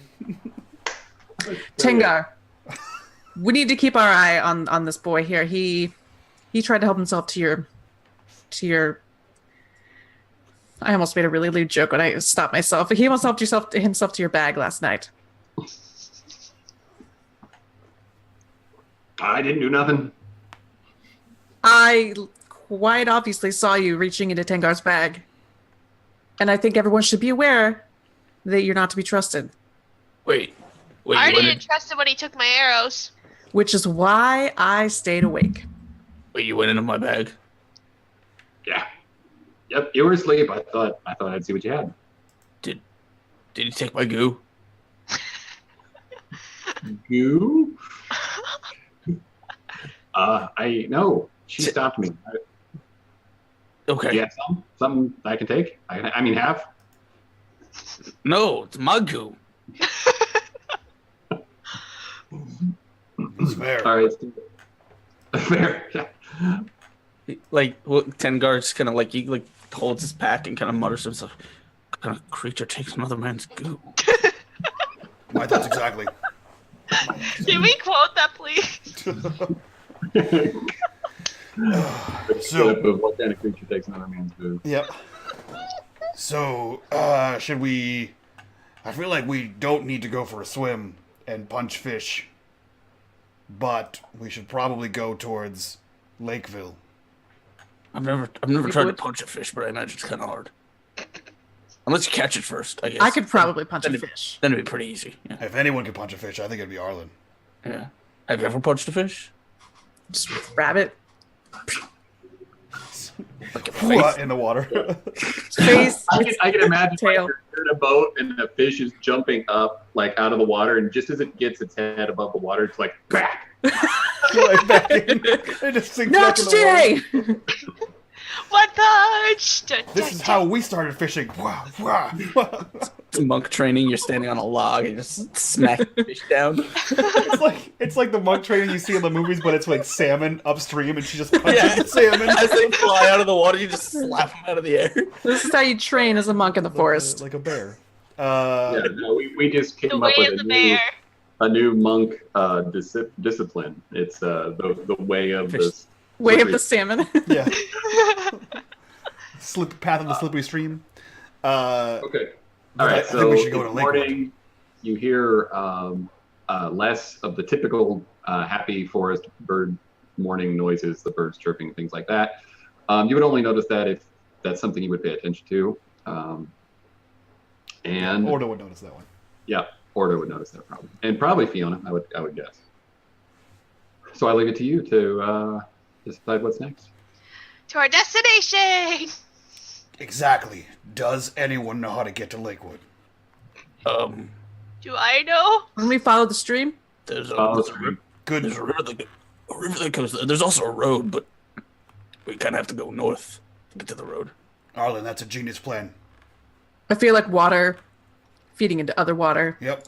We'd get there eventually. Yeah. No, that's a spot on. Yeah. See, Right. I worry about the trees. You worry about the water. Good. Something about flowing like water, I think. Right? Yeah. And when she says that, you remember the communication from the plant you had earlier, and these water ways are like the veins and arteries from this heart that you kind of envisioned or got the impression of, however you word that. Okay, so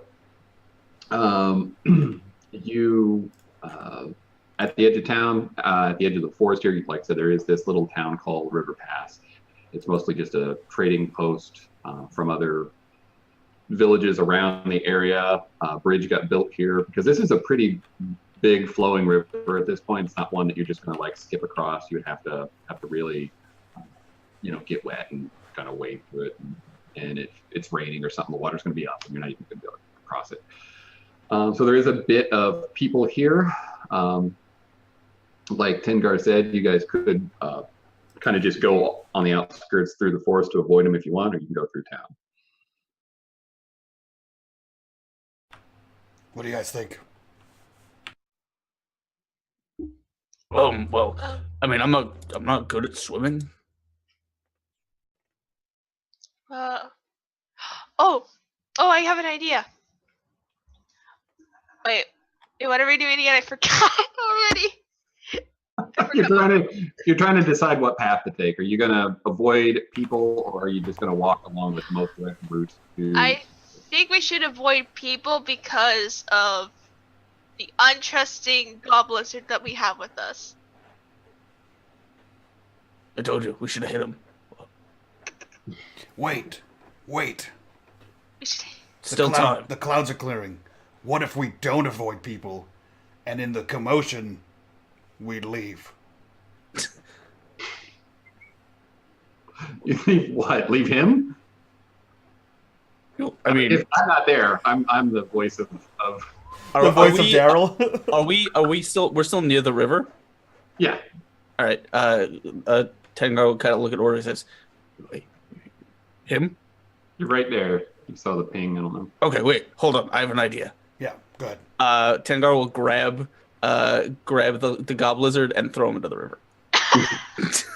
And I'm gonna use my nat 20 for that. Oh no! What are you doing? I'll save you. Yeah. So he's like listening. I don't know, politely, mischievously to this conversation about him being untrustworthy, and you just reach over, you just grab him from the back of the neck, his collar, and just heave him into the water. Can I make like a dex check just to grab the quiver from him as he's being thrown? It's with disadvantage, or else you have to really use one of your nat 20s, because that's a I little. already used my nat 20. Okay. So Tengar grabs him and heaves him, and somehow his body just turns enough that you can grab the strap of his quiver and pull it right down his arm, so it just like loops right off of him, and he flies into the water. Splash, and you've got a quiver now full of the two different types Yay! of arrows. So, Yay! right. So that he splashes and he's actually being pulled down the water a little bit. You can tell that water. He's struggling, kind of to swim through it. But he does eventually grab onto a rock and is just like hanging there as the water rushes past him. Why you do that? Why throw me? We good? We good? I think. Oh, I'm still trying to save you. Oh no! Oh no! Here, catch the stick. Take this stick. And There's only so much Unzoli can do. I'll help. I just take my bow and I just try to shoot one of his hands so he lets go of the rock. Okay. He's trying to claw up onto the rock to get over to the other side because he's actually across the river now, the way the water kind of pushed him across. So roll to his hand, I guess. I'm gonna use like his arrows, so if he gets found by the others, they'll think it was one of their own that did it. I'll use one of his arrows for that. Just so he keeps going downriver. All right. You can hit him with a roll of a 17 or higher, but if you roll a 21 or higher, you can hit his hand. How about that? We'll just give you some sort of arbitrary made-up way for that to work. All right. Oh, okay. So you kind of hit him in the arm shoulder area. And he just lets go and swooshes back down into the water. Right. I don't know where he went. I'm just gonna. And he's moving down the water. You can easily get away from him if you want, or let's run. Or I start running. I immediately start running away. Tengar is just kind of walking out his talk to order and says, So what kind of mushrooms do you have? Oh, like all kinds of mushrooms I have. No, do you want another one? I'm still, Yeah, I'm still running. Okay, so Fiona's running. Arlen is what is she doing? I'm looking back. I feel kind of bad for him, but we gotta do what we came here to do. So I'm just gonna follow, and we're gonna head towards the lake. What I'm assuming. Yep. All right. I'm already running towards the lake. Yeah. So you're up ahead of everybody now. Dengar and Ordo are talking. And Arlen is feeling bad. So yeah, Ordo walks at a casual old man pace. I have no trust for him. Unless I have no love for him. Tengar picks him up and carries him quickly. That's the pace that Ordo walks at. far too lazy for that. Yeah. All right. His So bones you get creak. past the tree line, and like I said, there's a little group of buildings that are built into the trunks of the trees, very Dobbers style. They kind of have a wood and stucco kind of structure. One of them clearly is a tavern and general store, and then a couple other buildings that could be houses, could be other things, but nothing else that appears to have a business sort of purpose, unless you just are from here and you know what's what. There are a few people walking around, but it does look a little less busy than you'd probably normally anticipate for this time of day. And that's that. So it's less busy. Are there signs of recent attacks here? Like on the town itself, or are all these attacks outside the town? There's no obvious signs that that's what's going on. Okay. Right. Perhaps. So You might they- assume something like that's related based on what the kid you talked to last night was saying. Who started to say something? Oh, I was just gonna ask, would they have looked at us funny if we were carrying Ragnick with us? He's not with us. Remember, he's been pulled No, down. if we had been. Yeah, they definitely would have. Okay. One guy that did see him screamed and ran away. Oh, okay. Yeah. So, a gentleman who's carrying a large, well, he's rolling a large cart behind him with some grain in it up towards this tavern area. Sees you guys and kind of raises an eyebrow and then puts his head down and keeps walking. He goes into the general store and disappears. Now, is Lake Town the super posh, wealthy town? Yeah. Okay. That's where you're headed. Okay. Yeah, so I guess Ordo just kind of hobbles through town. Okay. Is there any sign or semblance of what building looks like it's more important, like a town hall or something along those lines? Yeah, here that the tavern would definitely be that, because everything else just looks like a simple, probably home. Okay. Yeah, he continues Okay, towards, all right. towards that town. You pass a couple other people, you get a few more raised eyebrows. He waves back to them. And so you kind of get through to the other side of the town. And anybody else have anything else to add? Oh, we Keep heading towards our destination. we're Sounds looking good. for pasta treat, right? Yeah, Pasta tree. Pasta treat. Okay. yeah, an imposter, for sure. Impasta. No, not a real tree. Yeah, I'm sorry. I think I want to say it's in the middle of the lake. Is that possible? You have a tree in the middle of the lake. But you need water to make pasta. You got a We point. also need water to make trees. 2 + 2. Pasta Right. tree. Yeah, no, I'd buy it. I'm not a nature guy. That's your thing. So you tell me. You're right. You're right. You're right. All right, so you continue to walk. You get through River Pass, and you follow. There's a small kind of unkept. I mean, it's not in bad shape. It's just the lesser used road on the north side of the river that you're walking along. So it's just mirroring that, and you do notice some more of the dead animals kind of at the water's edge. So now it's getting a little bit dense, and it even has a bit of a smell that's hanging in the air.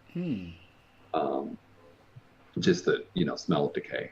And you actually do notice one more animal that has progressed to the state that sheep was at, where there's some vines growing out of it. Oh, right. I forgot to tell you guys. Since we lost our companion. So there's a island. I think there's something at the heart of the lake, and all of the Aeoli, Anzoli, is polluting the whole lake and spreading everywhere else. And then all the animals that drink it die and grow vines. So one, don't drink the lake water. Okay. Yeah. No, that makes sense. Should we kill all the animals though? Oh God, what No. happened to that poor guy we threw into the water? More importantly, we should probably have told the towns that were touching the rivers that we all walked by and didn't say anything to. But hindsight's 2020. Hindsight's 2020. Yeah. we'll save the next town. Yeah. We'll get the ones upstream. They'll be fine. Yeah. So yeah, just don't touch anything that looks gross, or drink anything that looks gross. All Got right? it. Just don't do anything. Okay. Don't do anything. You guys. I don't regret what I did. I didn't even see it. Yeah. I tried to save him. You saw it. He wasn't trustworthy, so Nope. I didn't trust him the moment he stole my arrows. That's why the vines didn't help him, I think. Do we see any way? So I assume Lakewood, the town at Lakewood, would have some kind of boat or something to cross this lake, or do we know of a way, like a dock? Yeah. So you guys keep walking around. There is like the lake is sort of oblong shaped. As you get up to the edge from the south side, the road gets more finished, more refined. It even has some paving stones here and there. You come around that east side of the lake, and you start to see like a pretty well-made city. Again, still built into the trees, very Dobbers style, but there's roads with paving stones, and there's lanterns on poles, and this whole area is really well developed, and there is no one here. Up along the north side of the bank of the lake, there's even it's like a kind of a boardwalk where they've built out, this area that you can go and stand on the lake. There's little docks for fishing boats, and feel free to embellish your own imagination of what I'm trying to describe here. and but there is some definite evidence of trouble at the edge of the water. That you see one of the docks that goes out, that's wooden construction, is kind of smashed. And it's clear that this isn't a thing that happened over time with age. I mean, it's recently been damaged. And there's a few other things like that. One of the poles is knocked down and half in the water, and things like that. Well, Is there anyone around? It's basically deserted. Oh, okay. So, well, this is a damn shame. Now who's gonna rent us a boat? We'll just take one. They won't mind. There's no one here. Listen, you minded a lot when Ragnak took your arrows, okay? I'll leave him a couple coins. Thank you. I only have nuts, a few mushrooms. You can make mushroom soup with them. yeah, some people accept mushrooms as payment. Yeah, No, but they're not here, so who would know? Not They'd be Right. moldy by the time they get to them. It'd be terrible. Right. So it is definitely plausible to find a boat that's just tied to the dock here, or one of the docks. So I imagine this like a ghost town with a weird white pollen-y mist kind of everywhere. Do we see an island in the lake? Yeah. So there is out in the center of the lake what looks like a mass of the way I pictured it is kind of like lily pads, but it's not big round discs. But there's a mass of stuff that appears to be floating, but it's kind of gathered in the center. It's a little bit dark, and but it's way out there. So this is a big lake, So it's a good, couple hundred yards out. Okay, I have an idea, everyone. Now, I haven't done this in a long time, and I'm old, so it might not work the same as it did back when I was a youngin'. But the young boy we met said that something attacked the boat, right? Do you need me to punch some fish? I think we're gonna have to punch a fish. I think you might have to punch a fish. Also, I think I can turn into a fish. Oh, that actually would. You should just go into the water and see what happens. Well, what I think I'm gonna do is I'll fish bite down on a rope, and you guys Can get I- in a boat, and I'll just swim like a fish. Can I make a suggestion though? Yes. Fish, Yep. not particularly known for their jaw strength. Okay. Good. What about a crocodile? Yeah, that they have teeth. Daryl, what is a known aquatic mammal that lives in the water here, or reptilian, or something? What lives in this water? Yeah, I've let Asper into a crocodile before. Okay. So we could do that. It wouldn't be local to this area, but it would be a known concept. Yeah. Okay, yeah. Then though I'm slightly slower as a crocodile, but that's fine. I can do that. Does that work for everyone? Sure. I'm good with that. And hopefully Someone wants you to can volunteer to go in the water. Yeah, that's me. I'll volunteer. Perfect. And then I'll drag the boat, and then you watch my scaly hide and punch any fish that come at us. Yeah. So you on the tip of the boat, Yeah. ready to punch the fish, Yeah, that's what Arlen was trained for, punching fish. I heard that Yep. about her. like Yeah. like a Just really weird, practice. really weird version of Titanic. Practice. Oh, right. I'm king of the punch and fish. I literally was telling myself not to say that just now. Yeah. Like, don't do that. Let it go. Nope. We don't let anything go All right. here. So I think that's the plan. Is I'm going to transform into a crocodile, a Dobber crocodile, and Dobberdile, and I'll bite down on the rope as these guys get in a boat, and I'll try to pull the boat along towards the island. Awesome. Okay, so as you shrink down into a crocodile, your companions can choose how they react to that, because that's probably not something they've ever seen.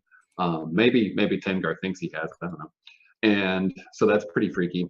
Do your clothes morph with you, or is it like the version where you crawl out from underneath your robes? So it looks like a crocodile completely covered in leaves with mushrooms on his back. Nice. Perfect. I guess I'll bore like this once. Yeah. Yeah. Right next to where you kind of collapse down, there is piece of wood sticking up out of the water. It looks like it was probably just a tree forever ago, and then people have taken to use it as a place to tie their boats off and things like that. You sink into the water, grab the rope, and start pulling the boat just a little bit. You're just a few feet away from shore when this beautiful orange and yellow bird just seems to fly out of nowhere and land on that stump. And it looks out into the water. Its long feathers, almost resembling fire, just watches you as you sink into the water, and it strangely, longingly wishes to be with you, but it can't because you're in the water. And so we'll crocodile eat it. What? It's like a crocodile, just snap out and eat it. Are you gonna do that? No. But like that's what I like. You know those like nature documentaries where you have like the crocodile and you know the crocodile's there and the bird's like and it just lands on a log and the crocodile's like, oh, done, you're out. Right. But you're burning out the fires of love. It's true. It is. It's true. So whoever donated the Phoenix, I hope that's a satisfying result. Oh, that's awesome. Was that the $250 donation? That was one part. Have a phoenix. We're gonna murder it. Yeah, I'm gonna eat that shit. It'll just no, wait, don't do that because then it'll just be reborn. Yeah, but inside me. inside you. It's watching. It's sitting on this log this stump while his companion is swimming away as a crocodile. You guys are moving out towards the water. Ordo can't see this. He's now under the water. It's pretty murky. I mean, but not like supernaturally murky. You know, it's a lake. You guys are looking in the direction you're traveling, so you're definitely going to see when a bird does kind of fly sort of close to the water for just a second, where that murky sort of floating plant bits are, and something just bolts out of the water, snatches the bird, and pulls it right back down. Nice. Uh-oh. That wasn't Dirt Man, was it? Was it Dirt Man? Yeah, Ordo. Yeah. He like that wasn't Ordo. he like rises up and blows. No, I know. No, Tengar- Tengar's saying that to the people on the boat. I guess that Tengar has such a dirty mind. All about the fun. Look, I don't judge you. You don't judge me. Okay. No, I was saying that on the character. Is there a way you can like poke Ordo with a stick and just be like, hey, did you just see that? There's something else in here. Ordo rises up out of the lake when you poke him, and like looks back, and then he closes his mouth and swims. So let's speak crocodile. The water's super disturbed up there, so it's like rippling. When you were underneath, it didn't have that same effect. It just shadows up that way. I'm assuming he also can't see through though. It's murky. Yeah. Okay. Yeah, probably can't. Does see anyone super understand Ordo? I don't speak. Crocodile? No, I don't speak crocodile. Okay. Yes. Crocodiles. That's the language. Yep. No, we just invented another Dobber race, the crocodiles people. The Dobbers. Crocodiles. Okay.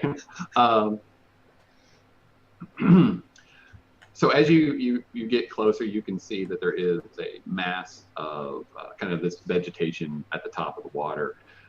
You can see that there are tendrils connecting to it. Kind of you can see through the murkiness just enough to see that it's not just floating on the top, but there is some sort of network of vines or something underneath. What you see underneath Ordo is a massive bulb kind of at the bottom of the lake with these vines that all grow up to the top. It's all underwater, and then, like I said, the vegetation muck that's floating up. So you see this early enough that you can choose how close to get, is what I'm giving you the opportunity to do. No, Ordo's fully confident in the plan that Arlen will punch any fish. So he goes straight for it as the cops come for you, Daryl. Uh, I really don't like the idea of the Umzoli. yeah, I know, right? Yeah, so Ordo just continues straight forward this disturbance, knowing full well that his friends will punch all the fish for him. Yeah, that's what we signed on for. No. Is anything going to happen to him if he's in the water, like possibly breathing and or swallowing the contents of this lake? Who are you asking? DM. I can't tell you that. That's true. I guess we'll find out. Ordo's old. He's lived a good life. It's fine. This is the last run. Rip Ordo. Awesome. Bring out the sad music. Rip Ordo. 2018. Look, Yep. I believe that he is immune to the pasta because he is blessed by it. Tengar. He's not actually blessed by You don't know that. pasta. Okay. I saw him do Here, some cool. here. I saw him do some cool things with those vines. That's what he does. That's He's his Mr. Nature. magic. Signs and wonders, man. Signs and wonders. Yeah. Okay, so you Mr. guys Ain't only thing here hasn't blessed his guy. He's not immune. This was all a deceit. I feel like He that was wouldn't hold up in tricking the court the of law. Gobblizards. Don't you understand? are... We are in Right, so we're all going to roll initiative now. Yes. And I'm going to use one of my nat 20s Of course you are. Of course. Jerk. because I know what I'm going to roll if I don't. Yeah, 1. Hey, look at me. I get it through. Well done. Well done. Well done. I'm really good at this game, guys. Yeah, You're right. really Guys, you never tell by my rolls, but I play Dungeons and Dragons a lot. That's how I'm so good at rolling. We're all very good at rolling. All right, This cool. is the best game ever. All right. 0 to do with chance. Yeah. It's completely in All our skill. control. It's a So skill-based everybody game. is in charge of knowing what the turn order is because I'm not paying attention. To I that. remember. So Um, first is you, Yep. then it's Arlen, then it's Tengar. But I mean Ordo, then it's me, and then it's Tengar. Then it's I Tengar. got the names I got mixed up. So you're pulling him through, and this large bulb that's at the base of the lake. You see vines start to kind of move around it. It has a deceptively calm appearance, kind of like when you were communing with the vines that were growing out of the sheep.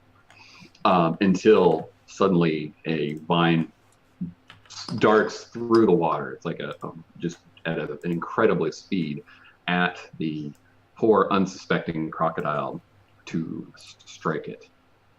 Oh no! I'm shook. Nat 20. And I rolled That that was natural. My name's Daryl. I roll nat 20s. That one. hits. Look at that. All day long, man. All day long. That hits. All day long. He's here all day, people. That hits. That hurts. Yeah. So Ow! there we go. So this vine strikes, wrapping around your neck, and Yikes. does That's not too bad. only 5 damage. But we are going to roll a strength roll. Can we get a strength roll? We can. I have +2 to strength because I'm a crocodile. So let's Because see. you're a crocodile. +2. 18. Ooh, you had to beat a 17. Good job. Good stuff. Okay. Yay! So you feel the vine actually kind of wrap around your neck and start to grab, and then you just sort of pull through and it comes off. You also feel that these vines have like barbs all the way along. They're small, so it's not like a great big tooth sticking out of the side, but you could just tell that this is going to tear flesh, and it's going to be super fun to fight. It's got one more vine that's going to attack you, Ordo, the crocodile. Yep. AC's 12. So it hits. 12. It just makes. Yep. It just makes. Wait, is it a +5 or is it a +6? It's a plus. Oh, it's supposed to be a +5. So it's So I 11. hit the wrong number there. It misses. So it But does it's barely 11. miss. Look at you paying attention. Look at you. I noticed these things. I'm sorry. No, that's good. I'm glad. Two other vines now shoot up out of the water toward the boat and strike at Arlen, who's on the front. Is that correct? I am king of the worlding it right now. Right, and then also the second one will strike at whoever is closest to you. So I'll leave it between Tengar and Fiona to decide.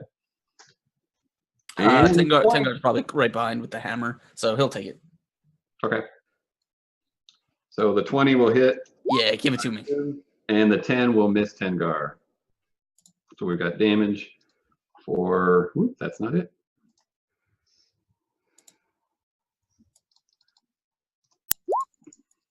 Eight damage for Fiona. Or I mean Arlen, sorry. And you're going to roll strength roll 2. I will let you do dexterity because you are a monk.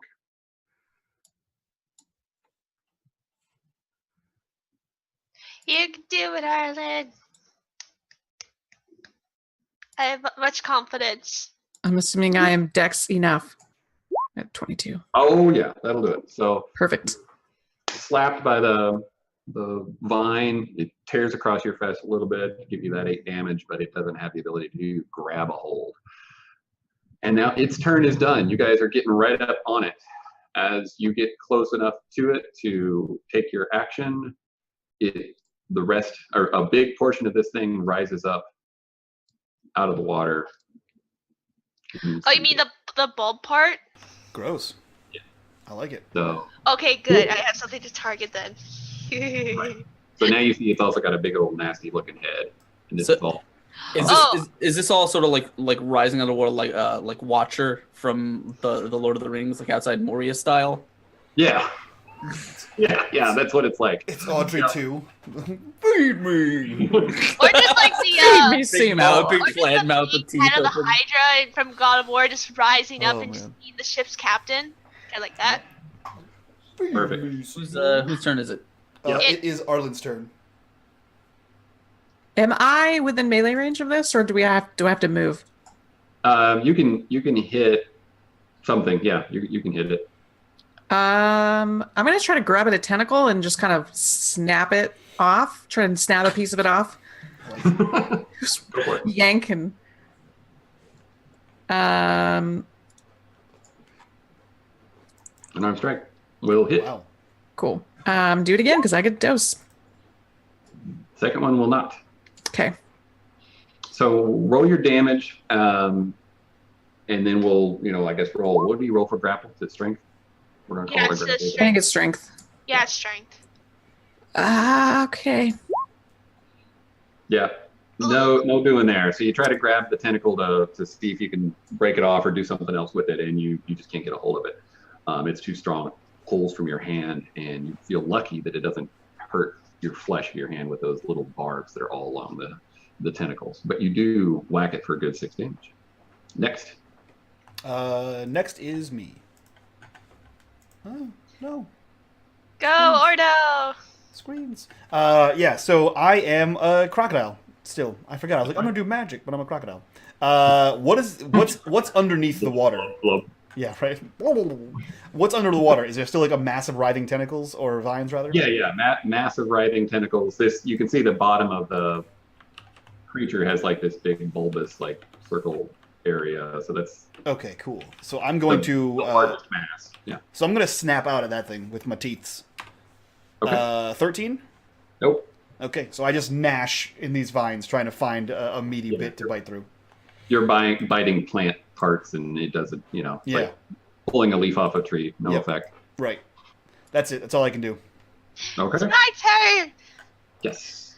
For my bonus action, I'm going to cast Hunter's Mark on it, so I get extra damage. Okay. I will allow you to choose where on the creature, because it's really quite large. I guess I didn't really describe that. But It's really big. the head, like each of the little thorn-like teeth are half as big as a Dobber. So I mean, it's Oh. Okay. Yeah. Alright, so I'm going to get the vines it's near Tengar, and I'm just going to get out my short sword. And I'm going to get the first Hunter's Mark is going to be on the vine that's near Tengar. And I'm going to hit it with my short sword. Do it. Do it! Again! There we go! Yeah! The second one definitely hits. Yep, so I'm going to... That's about 7, and I'm going to use Hunter's. You do the Hunter's mark on it since I hit it. Okay. Now it's 10. 10 damage. 10 damage. Okay, so you Yeah. slash at one of the vines that's swinging towards Tengar, and you actually cut it off. Yep. And So flops down into the boat at his feet, and Tengar's still trying to get his hands just right on the staff. and I'm gonna move the Hunter's mark over to the vine that's next to Arlen. Okay. I can do that if I defeat it. Yeah, I think so. Sounds good.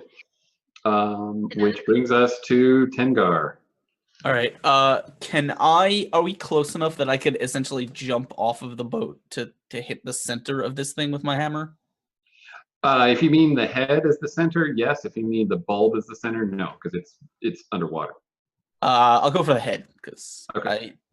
So Tengar is gonna kind of like kind of grab a hold of kind of the main vine that is like the neck and kind of ride it. And he's gonna kind of like leap off the boat with this hammer and just sort of bring it down on the head as he tries to kind of like. Yeah. That's all he's got. He's just a melee dude. He doesn't have. The guy hits things. Yeah, he doesn't have anything special. So let me find my my sheet here. Where did I put it? Nope, that's not the one. This is the one. Okay, so Warhammer number 1 is right here. That's an 11. I can't roll today. And Warhammer number 2 is a 22. All right. So you jump out of the boat and swing kind of wildly and then just bring it back around and then crunch square in the top of the head. Roll damage. Okay.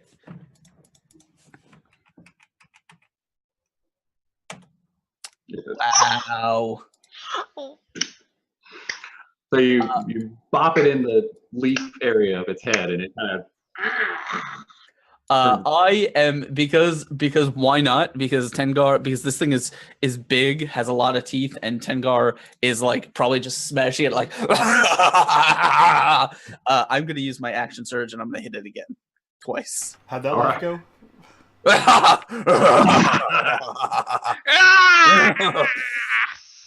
maniacal hammer time. 20 and 14. All right, the 14 misses.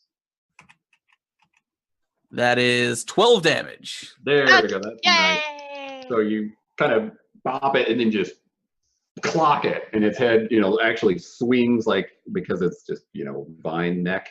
So it's like swings way out to the side. It's like a base, bash kind of fly from its kind of mouth. like hit it with a baseball bat, pretty much. And the head was a baseball. Just go.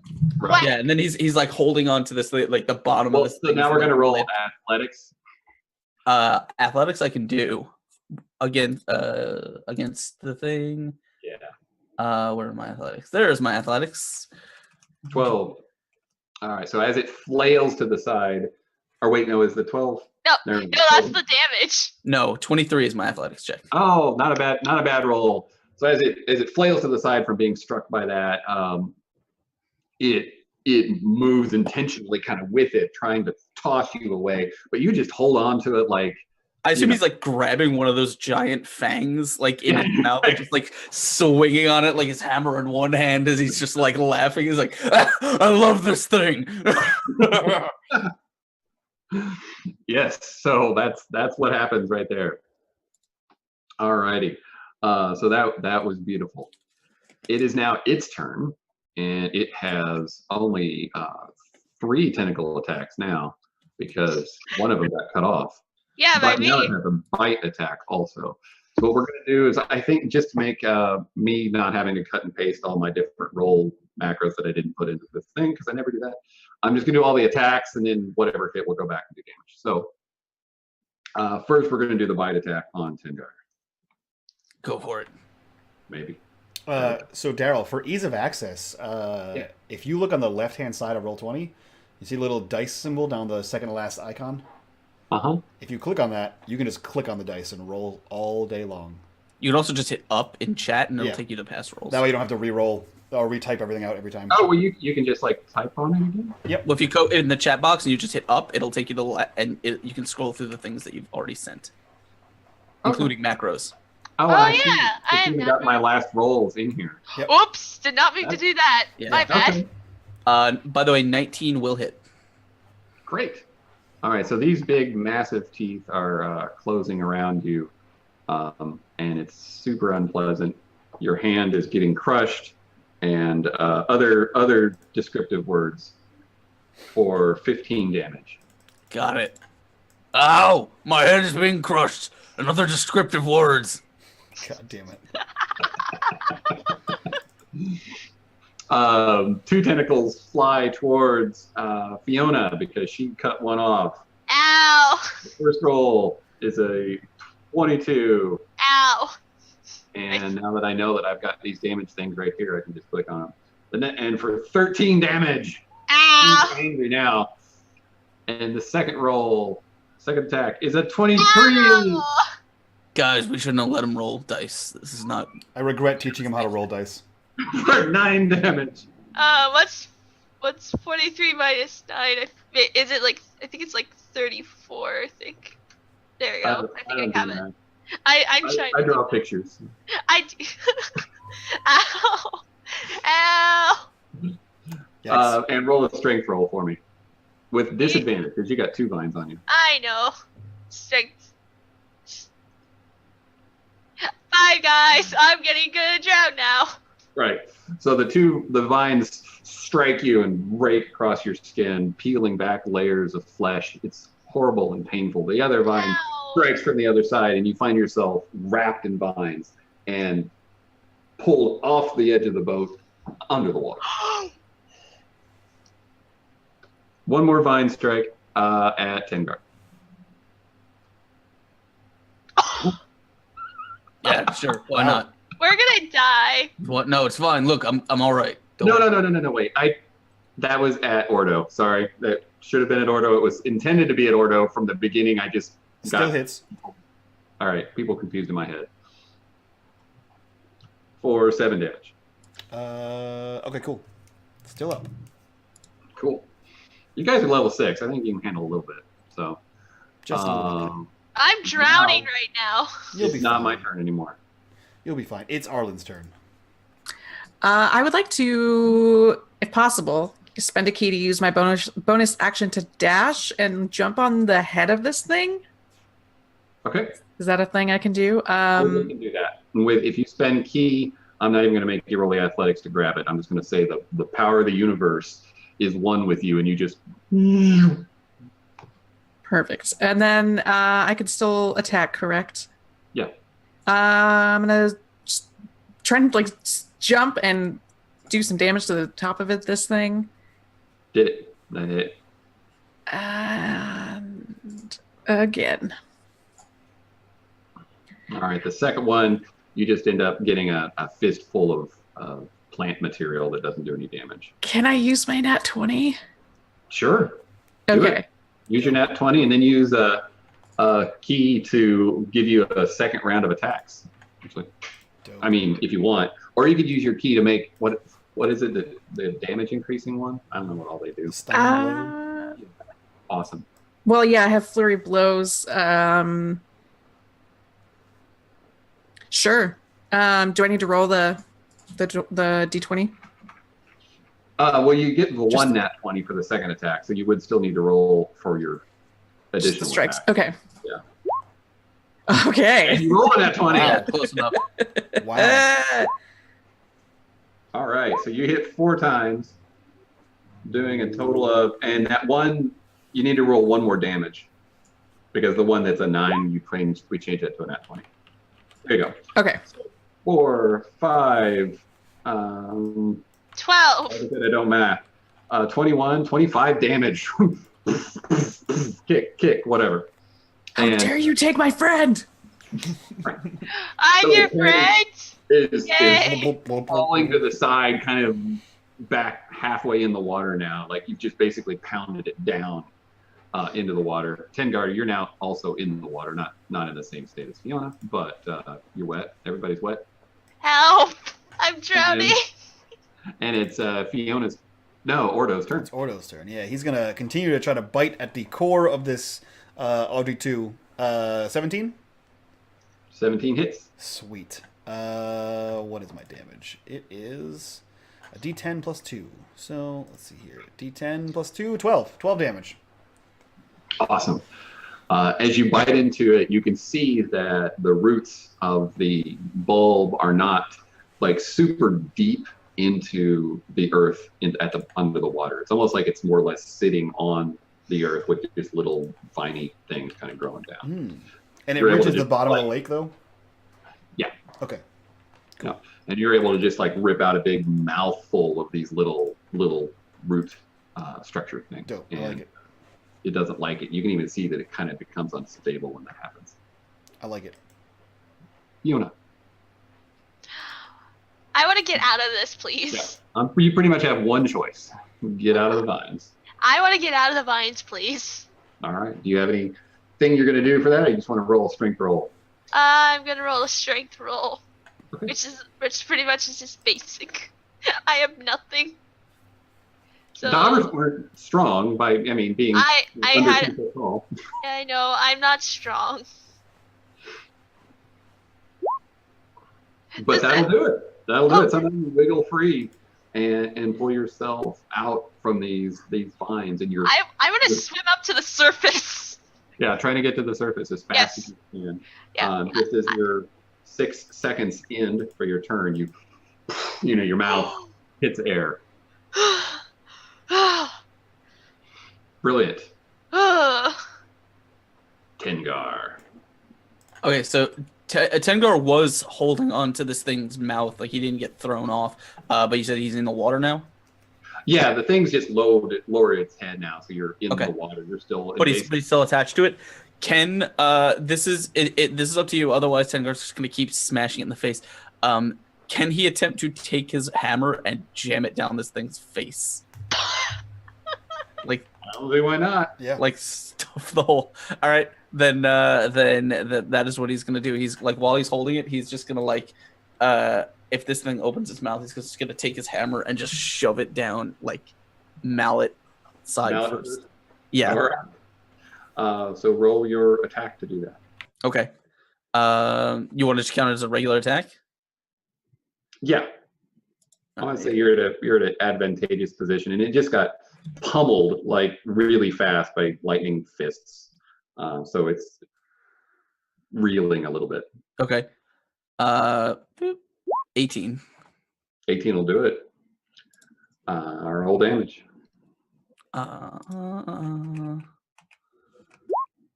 6 damage. I guess would be a regular Warhammer attack. It's the reason I kind of differentiated it from normal just swing the hammer is because I assumed if it was successful, he probably wouldn't have his hammer anymore, but it would just be stuck in this thing's mouth.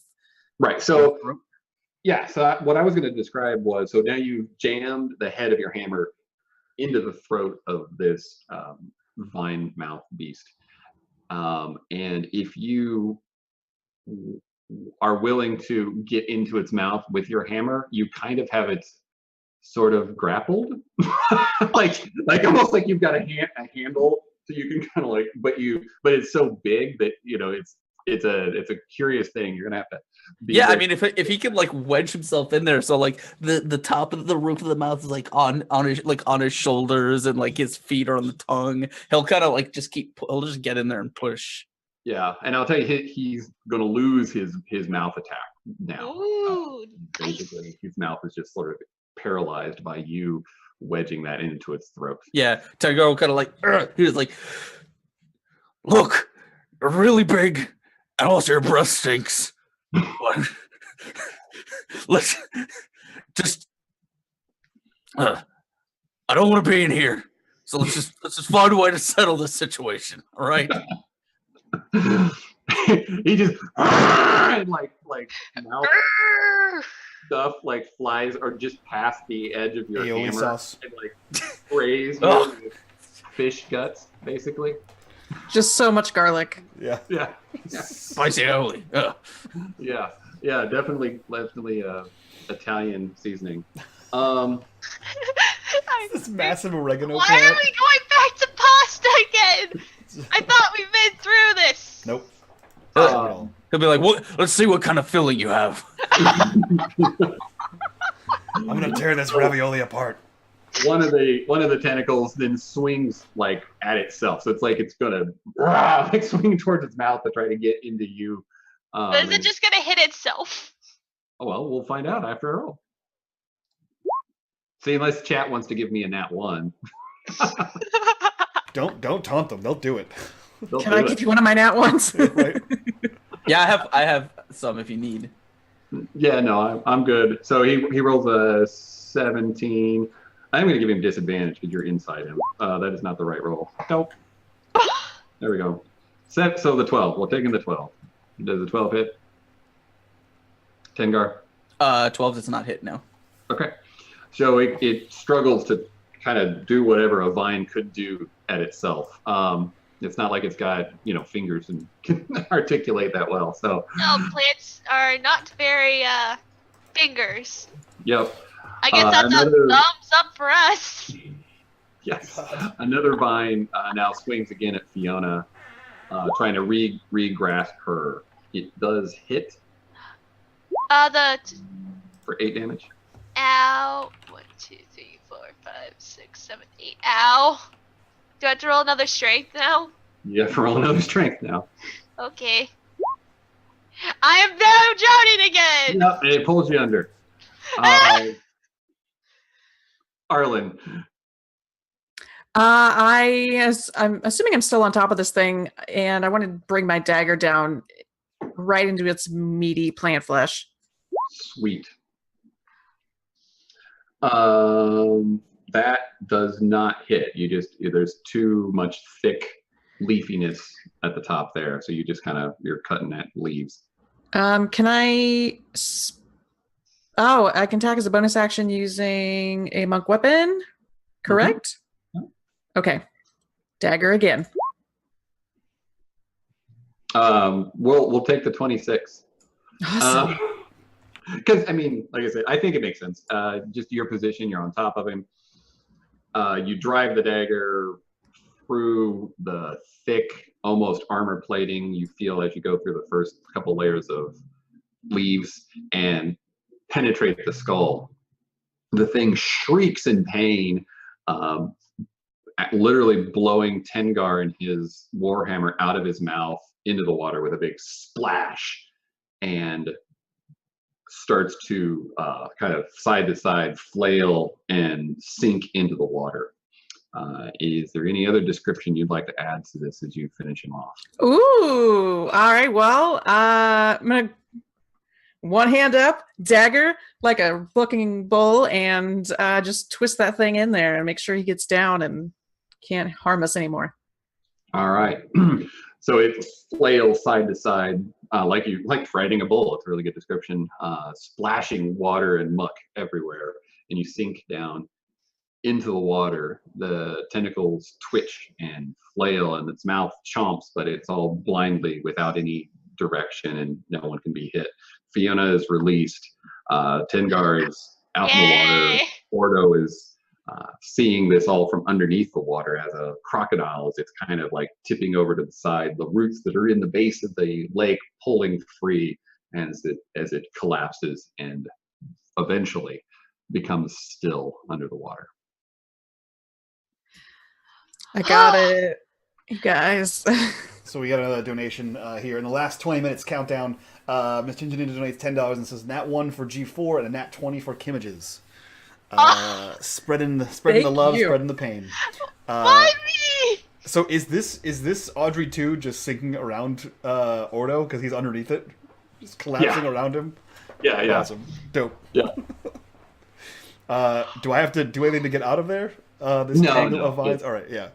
A plant of this nature in the water is actually got pretty light weight. It wouldn't feel like it was weighing you down. It would just kind of just enough that you can push it. Yep. I imagine like a mound of seaweed. You just see like Ordo swim to the top and just burst out like a dolphin, but like a raging crocodolphin. And then he like crocodolphin back to the end. He like looks back and he just like nods, and then he searches for the rope and begins to tug you guys back towards the center. I guess we did it. We killed it, right? Arlen looks up. Yeah, I got it. I think it's dead. Just covered You're in like, Should we blood goo. should we try and take this out of the water and burn it? Because that would be the best option right now since aioli thing is dead. Ordo hears none of this and is still pulling you towards the island. Yeah. Well, so yeah, if we want to assume Tengar, Fiona, and Arlen all got back in the boat Oh yeah, yeah. because they were all like scattered basically. That's true. I forgot about that. Yeah. I get Nope, he dragged just in the pulls the water, boat. like, They can get it if twice. they get Pulls the in. boat back. You guys can swim, right? I know you're probably tired, but I'm tired of being out here. Not as tired as me. So is that what we're gonna do though? Everyone's in the boat. Yeah, I aren't we assume so. supposed to- Yeah, I'm not good at. Well, I can swim, but I have heavy hammers and stuff. Right, We're it would supposed be to grab our- its like peach pit or something from the. That's what the mock garb said. Okay, that's right. Yeah. Are we assuming that this plant was the aioli sauce and not just the guardian of the aioli? Was there like a pasta golem? It could be a pasta golem. That's could be what this is. Because I felt, so correct me if I'm wrong, Daryl. I felt the pulse coming from like the center of the lake, namely the island in the middle of it, right? Right, and that's what this was. Oh, okay. Yeah. So Okay. the floating mass that was like of the vines and other little plant like vegetation was kind of like the island that you saw. Gotcha. Yeah, so he grabs the rope and burn brings it. the boat back around for them to do whatever they want with it. Okay. Let's burn it. Let's burn this thing. yeah, no, I'm good with that. I Oh, say we fire. burn it so it doesn't hurt anyone ever again. Okay. Ordo hears this and kind of gets up to the surface of the water and then splashes, reminding everyone that they're in water. I'm already on the boat. Right, you can't burn a plant in water. Yeah. I bet we take the plant out of the Hey, water, take it kinda- somewhere. Tengar will kind of smack Ordo on the nose and kind of point to the thing, and then he'll be like,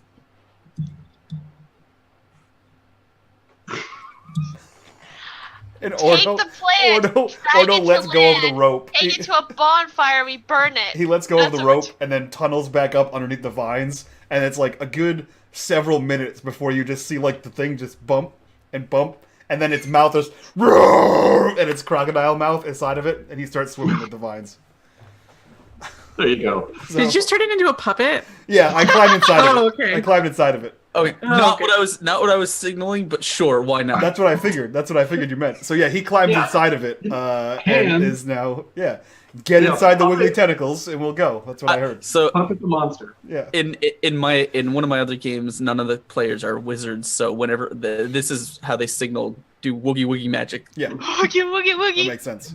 Woogie, woogie, woogie, woogie. Yeah, so I leave them there to figure out their own way to row back to land, and I swim the creature back to I'm gonna land. use my shorts so as a oar to row us back. The short sword. Yeah, Tengar's like, so using his hammer, just Row, row, row. Your boat. Have you guys ever been on a lake? Realize how hard that is to row? That is not going to be super. So next morning, you guys get back to the shore. Is Arlen just like? We don't have any oars. Is Ordo not pulling our boat anymore? I mean, No, No, he he grabbed left. the tentacle monster and left. Oh, okay. He was told to Decided bring to- it back to land. At least that's what he he found thought. his true calling. Yeah. I The, just the true Raffaele was in his heart all Yeah. along. I imagine Arlen just standing like George Washington, as they all have weapons and they're rowing. Right. We don't have oars. Yep. What are we Right. supposed to do? You left us. That sounds like I'm a crocodile. I'll do what I want. That's right. Mr. Bittens, they do have a sword. I get it. Yeah. Golly. Yeah. This is Hundubberland. You guys get back to the shore eventually, and it's all very comical. And you have the giant tentacle monster. Ordo is back to his leaf embodiment self. He's asleep. He's been waiting for you guys for hours. He takes a nap Yeah, you've got your head like leaning on the big toothy on the head of the thing. Yeah, we're spooning. Yeah, like it's a pillow. Yep. And you guys get up there just about that time. There's also a couple of Dobbers emerge from some of the buildings nearby.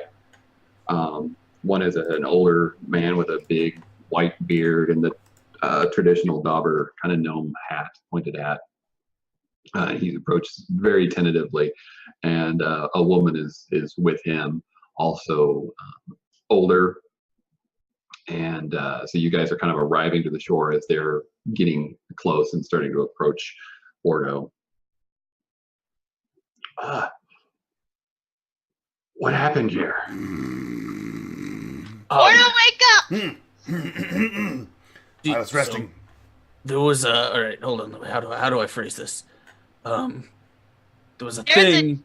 There's a giant plant that was making all the animals go mad, and we killed it. Yeah. No, your ravioli god is dead. We've been afraid to use the water for weeks now. There's a friend of mine was killed by something. It had to be this. Well, how did you kill it? What happened? That's a long story. Short version of it is, she punched it in the face. Wow. Okay. Yeah. Well, this is amazing. Is there more? More No. of the story or more tentacle monsters? More tentacle monsters? We've been most of the town is left, and we stayed. I mean, I'm the mayor. I'm the Really admirable, by the way, staying with the town after everyone leaves. Right. I admire that tenacity. I stayed hidden. Still, I don't think you should tell anyone that because you totally get elected for a second term. Right. Yeah. How can I thank you? What? So first of all, don't drink any water forever. Forever. Yeah. No. The water is poison. All of it from here down. I would You should probably find someone to purify the water. suggest milk if you need an alternative. Yep. If you Or see, finding a cleric to purify all the water. it's a lot of water. It's a lot of work. If you have any, Milk's cheaper. if you have any Or a lot animals, of clerics. Like, a herd of them. a herd of clerics. A herd of clerics to purify all the water in Dobberton. Lot of clerics. If any of your animals have vines growing out of them, please don't eat those either. I'd suggest burning them, because they might have vines in them. Yep. Burn all your animals. Don't drink any water forever. Also, tell everyone that magic is cool.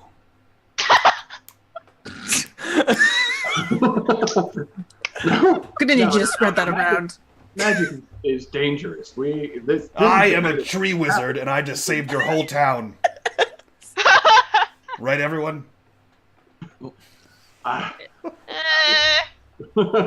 just go with meh. He was just underwater the whole time. No one saw him do anything. One more thing. Yeah. If you see any goblizzards, just tell them to fuck off. Yeah. They're blue. No. Yeah, Yeah. Well, they're blue. some of them are, I think. Some of them are. Well, the one that was with you was tan. The leader guy was blue. The others were red and green. Yeah. Yeah, there's multiple colors. Just honestly, they're not very smart. They're not very smart. All right. So you guys, he takes you to the nicest place in town. There's nobody there, but Whole restaurant to ourselves. There's no chef, there's no waiters, but we have the whole place to ourselves. you have the whole place to yourself. He does his best to take care of you. He talks to his the woman that was with him, and she scurries off and starts working back in the kitchen. So anyway, they make you some food. They try to take care of you, and they even scrounge together some money. But that's the best that we can do to thank you. But I've sent Bev to the next town to tell them that it's safe to return, and you guys, we owe you a great debt. And that's where we're gonna wrap it up. Cool. Yeah. Cool. First game complete. Sorry we killed your pasta monster. We killed Audrey too.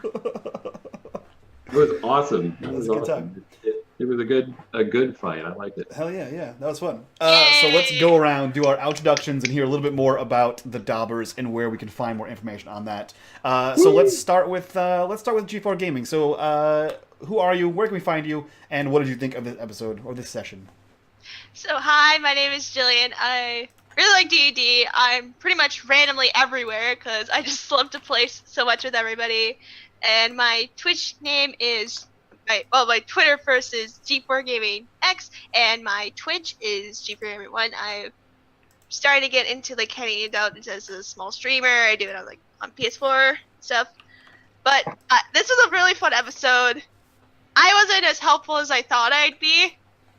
Because Great. Everyone was helpful. Yeah. I got my arrow stolen. I almost drowned twice. But I still had a lot of fun. We made a lot of pasta jokes. I made a lot of puns. A lot of really bad puns, but they were puns anyway. It was all fun and games. Yeah, I mean, in All my fun interpretation, and games, to be exact. Yeah. Okay, I but see, all those things you did that you said weren't helpful added to the story, so that was helpful. Yep. yeah. I was helpful story-wise, but as a character, not really. Cool. So let's jump over to Kimages. Who are you? Where can we find you? And what did you think of your first foray into the Dobbers? Hi, I'm Kim. Kimages on Twitter. No, Kimages on Twitch. Kimages TV on Twitter. And I do photography, graphic design, play some D&D as well, stream regular games. And I played Arlen, who was a monk who just annihilated this pasta monster thing. And this was really fun. This was super different than any other campaign I played, and my first theater of the mind game, which was really awesome. So that was really cool that I got to do that, and this was just hilarious, and I had a lot of fun with you guys. So Dope. Yeah. thanks Awesome. for having me. Yep. Ravioli Made monster, salad. aioli monster, and Zoli monster, whatever. Yep. It's a good time. It's just Let's jump over to Askren from Exploding Dice. Who are you? Where can we find you? And what did you think of your 100th or so time in the Dobbers? Hi guys, thank you for hanging out with us. Thank you everyone who donated to charity. Always awesome to help out a charity cause, and friends whenever I can. My name is Askren. I'm the host and dungeon master over on a Twitch channel called Exploding Dice, where we do lots of D&D and lots of other weird stuff. What we do there is we do some other Dobbers. We actually have a weekly Dobbers show, and there were some very interesting references to it.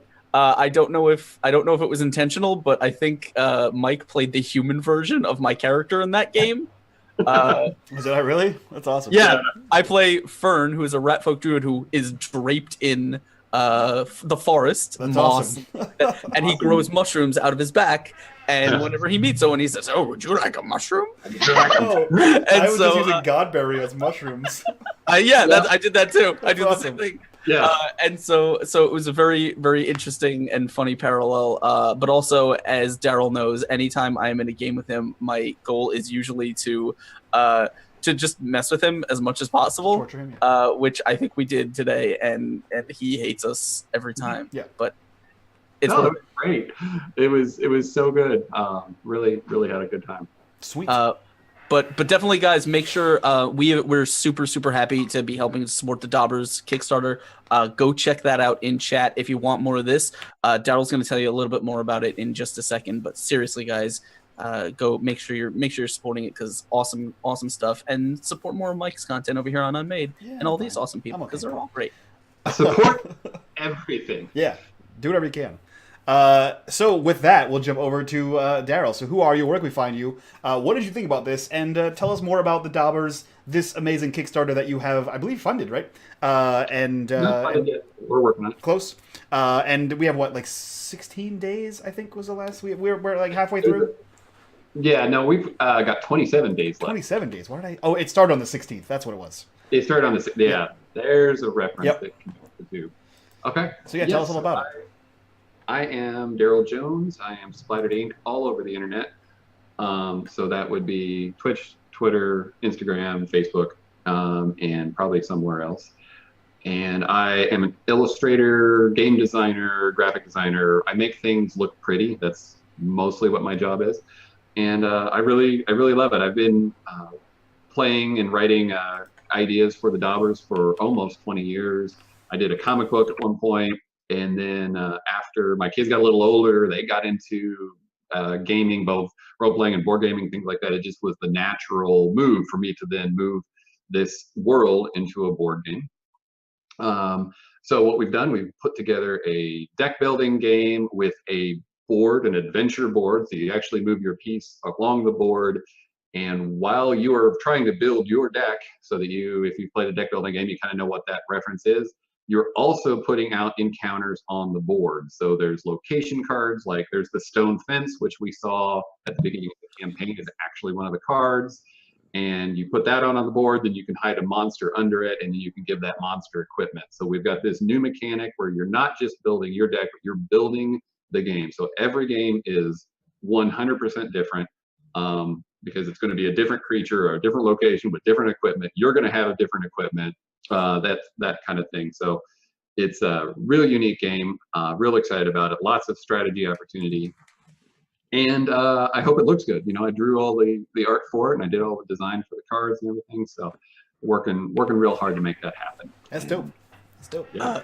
If you guys, by the way, I will say I've gotten a chance to play the game myself. We have a stream of us playing it over at PAX. And we also, because Daryl's hanging out with us on Mondays to talk updates on the Kickstarter, we actually this past Monday did a whole playthrough of the game with his family. So if you want to see how it plays, that video is on the Kickstarter page. Go check that out. And this cat is chewing on my headphones. But you can actually see the whole game being played out in front of you and all that good stuff. It's really, really cool. And I believe your website's splatteredink.com, right? And you have more information about the Dobbers, their world, and how to make characters for 5e if you guys want to try out a D&D version of that. But right now on the Kickstarter, it's $40 for the whole game. It ships anywhere in the world. So definitely, guys, go check that shit out. It's pretty awesome. Yep. I will say the D&D 5e stuff is not publicly linked on the website right now because if somebody does stumble across it, I don't want them being like, wait, am I buying a 5e book or am I buying a board game? So we've kind of hidden that for a little while. But if you know the URL, if you want it, just let me know and I'll send it. We're being raided. Awesome. Yay! Cool. So thank you, Inwills, for that raid. We're going to get the heck out of here right now and set up for the next game in this 12-hour stream. Thank you guys so much as players for joining us. Daryl, thank you for coming on here. Thank you for reaching out to me on Twitter. Guys, go check out this amazing Kickstarter. Thank you guys in chat for hanging out with us and for all those donations. And from all of us to you guys, bye-bye for now. Bye-bye. Bye, guys. Later.